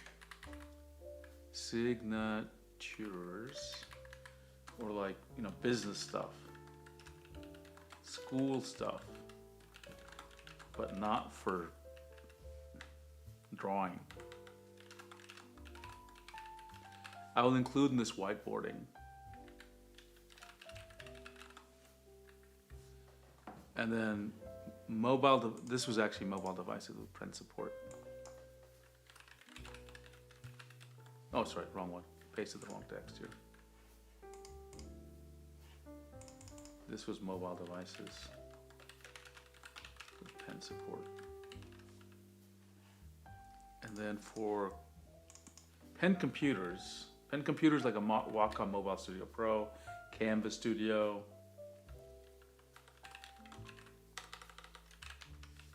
now you get the full drawing tablet pen experience, but these are super expensive to buy,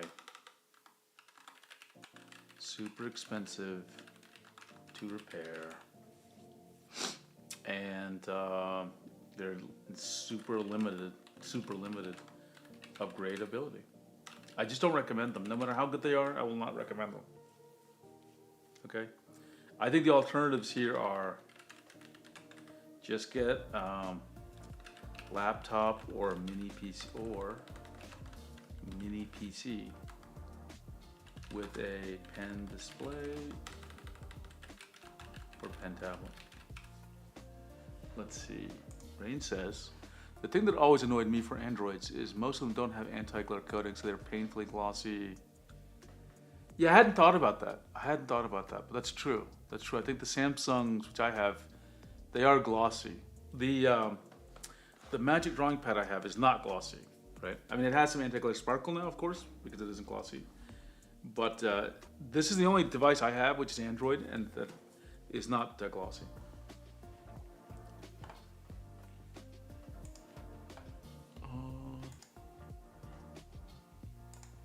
Okay, any other advice? Actually, you know what I'm going to do?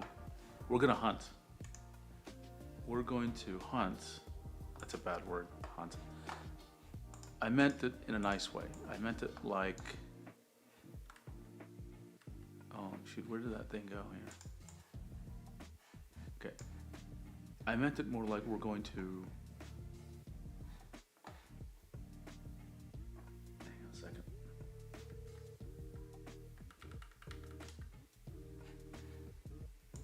I meant it more like we're going to go to Reddit and we're going to just take a look at what people actually say when they upgrade. Like what is it they're telling us? And from that, we're going to maybe find a few additional comments and scenarios. Let's go to Wacom since that's the most.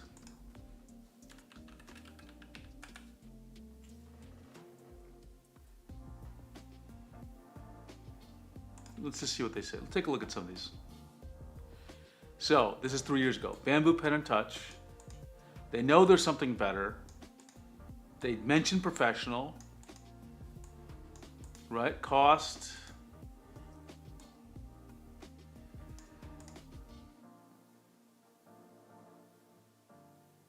So I think one thing I'll do then is, and let me write this down in my presentation. I'll give specific recommendations, right? Let me put that right. So recommendations when upgrading from beginner tablets.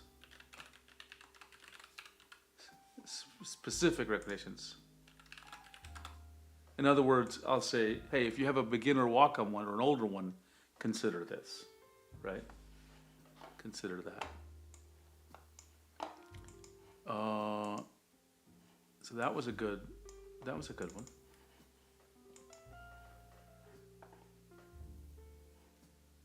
Oh, this is a good question. Upgrading my PC and wondering if it's worth upgrading my tablet too. Let's just take a look at this one. Intuos tablet, 10 years. Okay. It's at least worthy talking about it, so I'll mention it, like, should I upgrade? That's a good topic, actually. Should I upgrade tablet when I upgrade PC? Honestly, if it's a pen tablet, I would say no. Stay with what you have. If it works, right? Pen display, maybe consider, like, moving up in resolution, right? I would say that would be a good reason to upgrade. But other than that, I wouldn't necessarily. You don't have to. If your pen is working, I wouldn't consider it. Oh, which reminds me of another topic, which is, this is just kind of like a warning, I guess. No, caveat emptor, which is buyer beware, I think. Every upgrade represents risk. Like, new tab may not work. You may be disappointed. You may be dissatisfied. In other words, everything works, but, thrill is gone. Sometimes, it's good to buy something and you get very excited by buying it. But then once you get it, you're like, disappointed.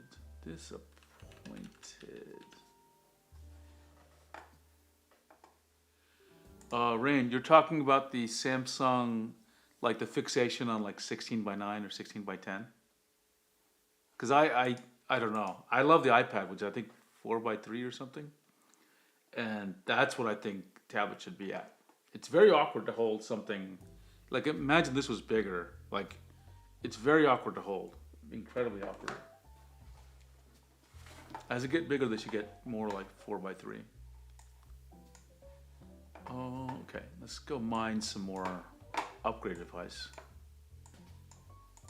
So what I'll do is I'm going to create a deck, meaning a PowerPoint slide or document, and then ask for people's feedback, and then I'll take that, do some tweaks, and I'll make a full video. Oh, let's see. Upgrade time. No, he didn't get a comment on this one.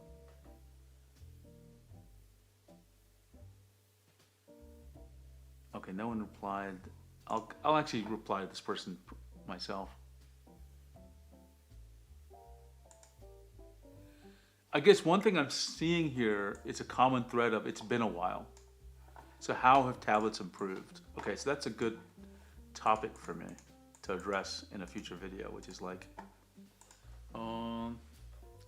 my tablet is just old, like 10 years, right?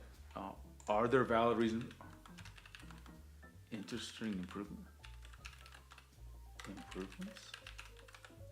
Other compelling reasons. So there's the tablet lifetime, tablet driver lifetime. That's a compelling reason.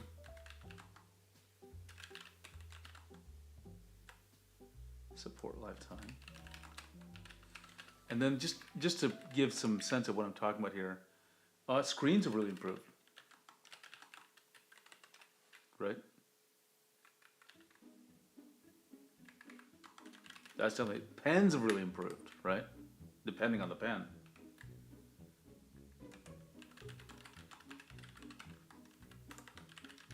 For non-Wacom. Wacom pens have always been pretty good.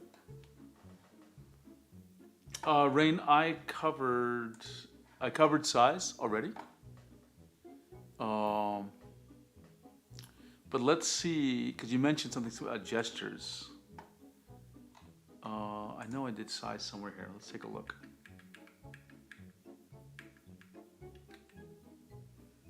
I like your point. So I did cover size. I'm gonna add a comment here, which is about size. Take into account hand gestures. Sorry, gesture size. Your preferred gesture size. And then, do you want to change your gesture size? So I deliberately went to a large pen tablet because people told me if I drew with a more my arm motion instead of my wrist, my strokes would be better, right? Larger gestures can give better strokes, but it does take training. Like if you're used to drawing like this, like I was for 40 years, switching to a large tablet and getting yourself to start doing this, like instead of drawing a circle, like, you know what I'm talking about, a little sketchy thing, like trying to do this takes effort, right? Have to train yourself, right, to use large gestures. This is one reason I don't recommend going down in size. Because if you're doing this and you go down in size, you just can't work the same. But thank you for that, Rain. That was actually a really good. It's prompted me to think of something good content for the presentation. Let's see.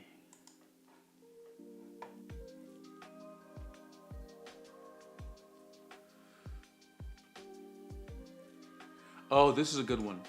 Lots of people have iPads and they want to upgrade to a Wacom, or let's just say a Cintiq, and that's a weird one.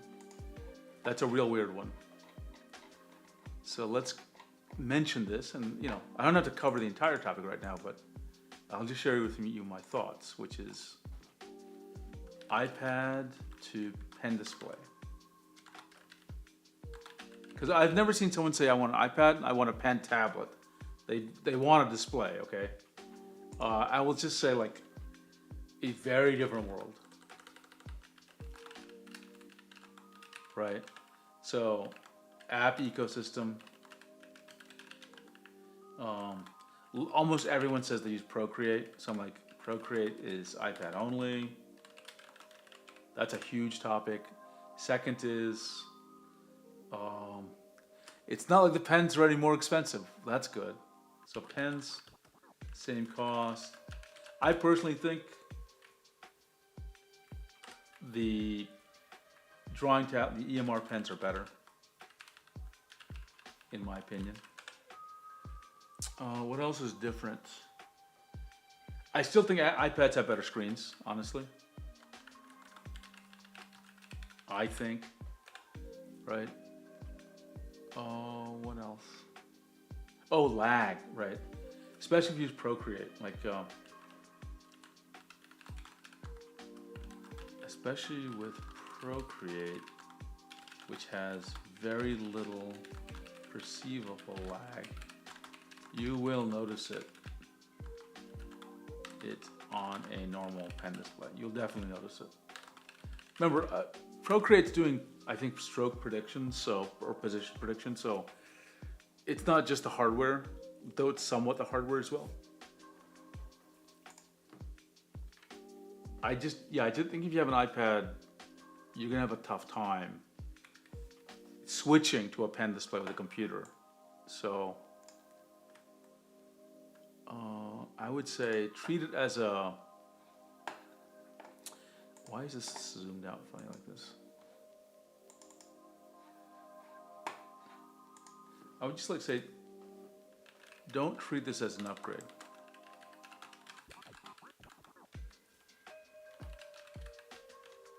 Treat it as an additional device.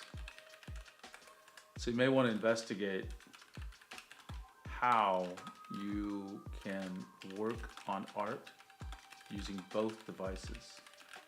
So a great example is Clip Studio Paint. We'll work on both, right? Okay, that was a good one. Yeah, that's a very popular question.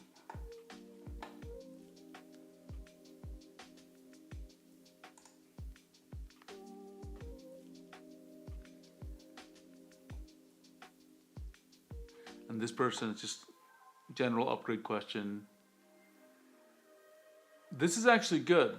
This is actually super well written. Like they say what they have, they say like what problems they're having. So that's actually, I don't think they need my help. Looking for advice on upgrading.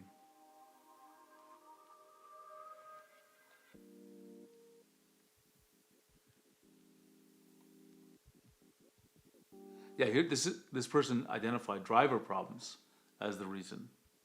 So I think whatever I'm producing would have helped this person at least get a good framework for understanding whether an upgrade makes sense.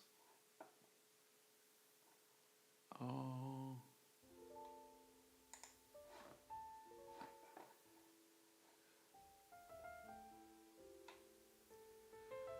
Okay, I think I covered a good amount. I'm going to develop this further. What I'll do is I'll either write a doc or another PowerPoint presentation, and I may even do a trial video, unpublished, and share it if everyone wants to get feedback, and then I'll record the full thing. Okay? I just feel like this is an example where I need more feedback from people because this is a complex topic. It's not straightforward, right? It's not just technical. It's different people have different experiences, and of course, largely what I'm writing down here is colored by my own experience. So that can unfairly bias it in some ways. Okay, I think I've been streaming now for a while, so it's probably time, yeah, almost, I'm just 5 minutes shy of 4 hours. So everyone, I'm gonna call it a night. Thanks for joining the stream. I hope this was a nice, pleasurable, relaxing couple of hours for you. And just as a reminder, tomorrow the Wacom Moving Pad should arrive at my house. And I'm not sure exactly when. I actually think it's going to be early in the day, like 2 p.m. I think, maybe earlier. I'll double check. But usually what I do is within a half an hour after it arrives, I'll start streaming. So I may be streaming a little earlier tomorrow than normal. But I will be streaming. And if needed, if there's enough interest, I will even stream twice, like really late at night, so that people in other non-US locales or on the East Coast, in non-US locales can get a chance to give some feedback. Okay. Thanks everyone. I appreciate it. As always, what a fantastic crowd we have, and I'll see you all soon. Have a great night.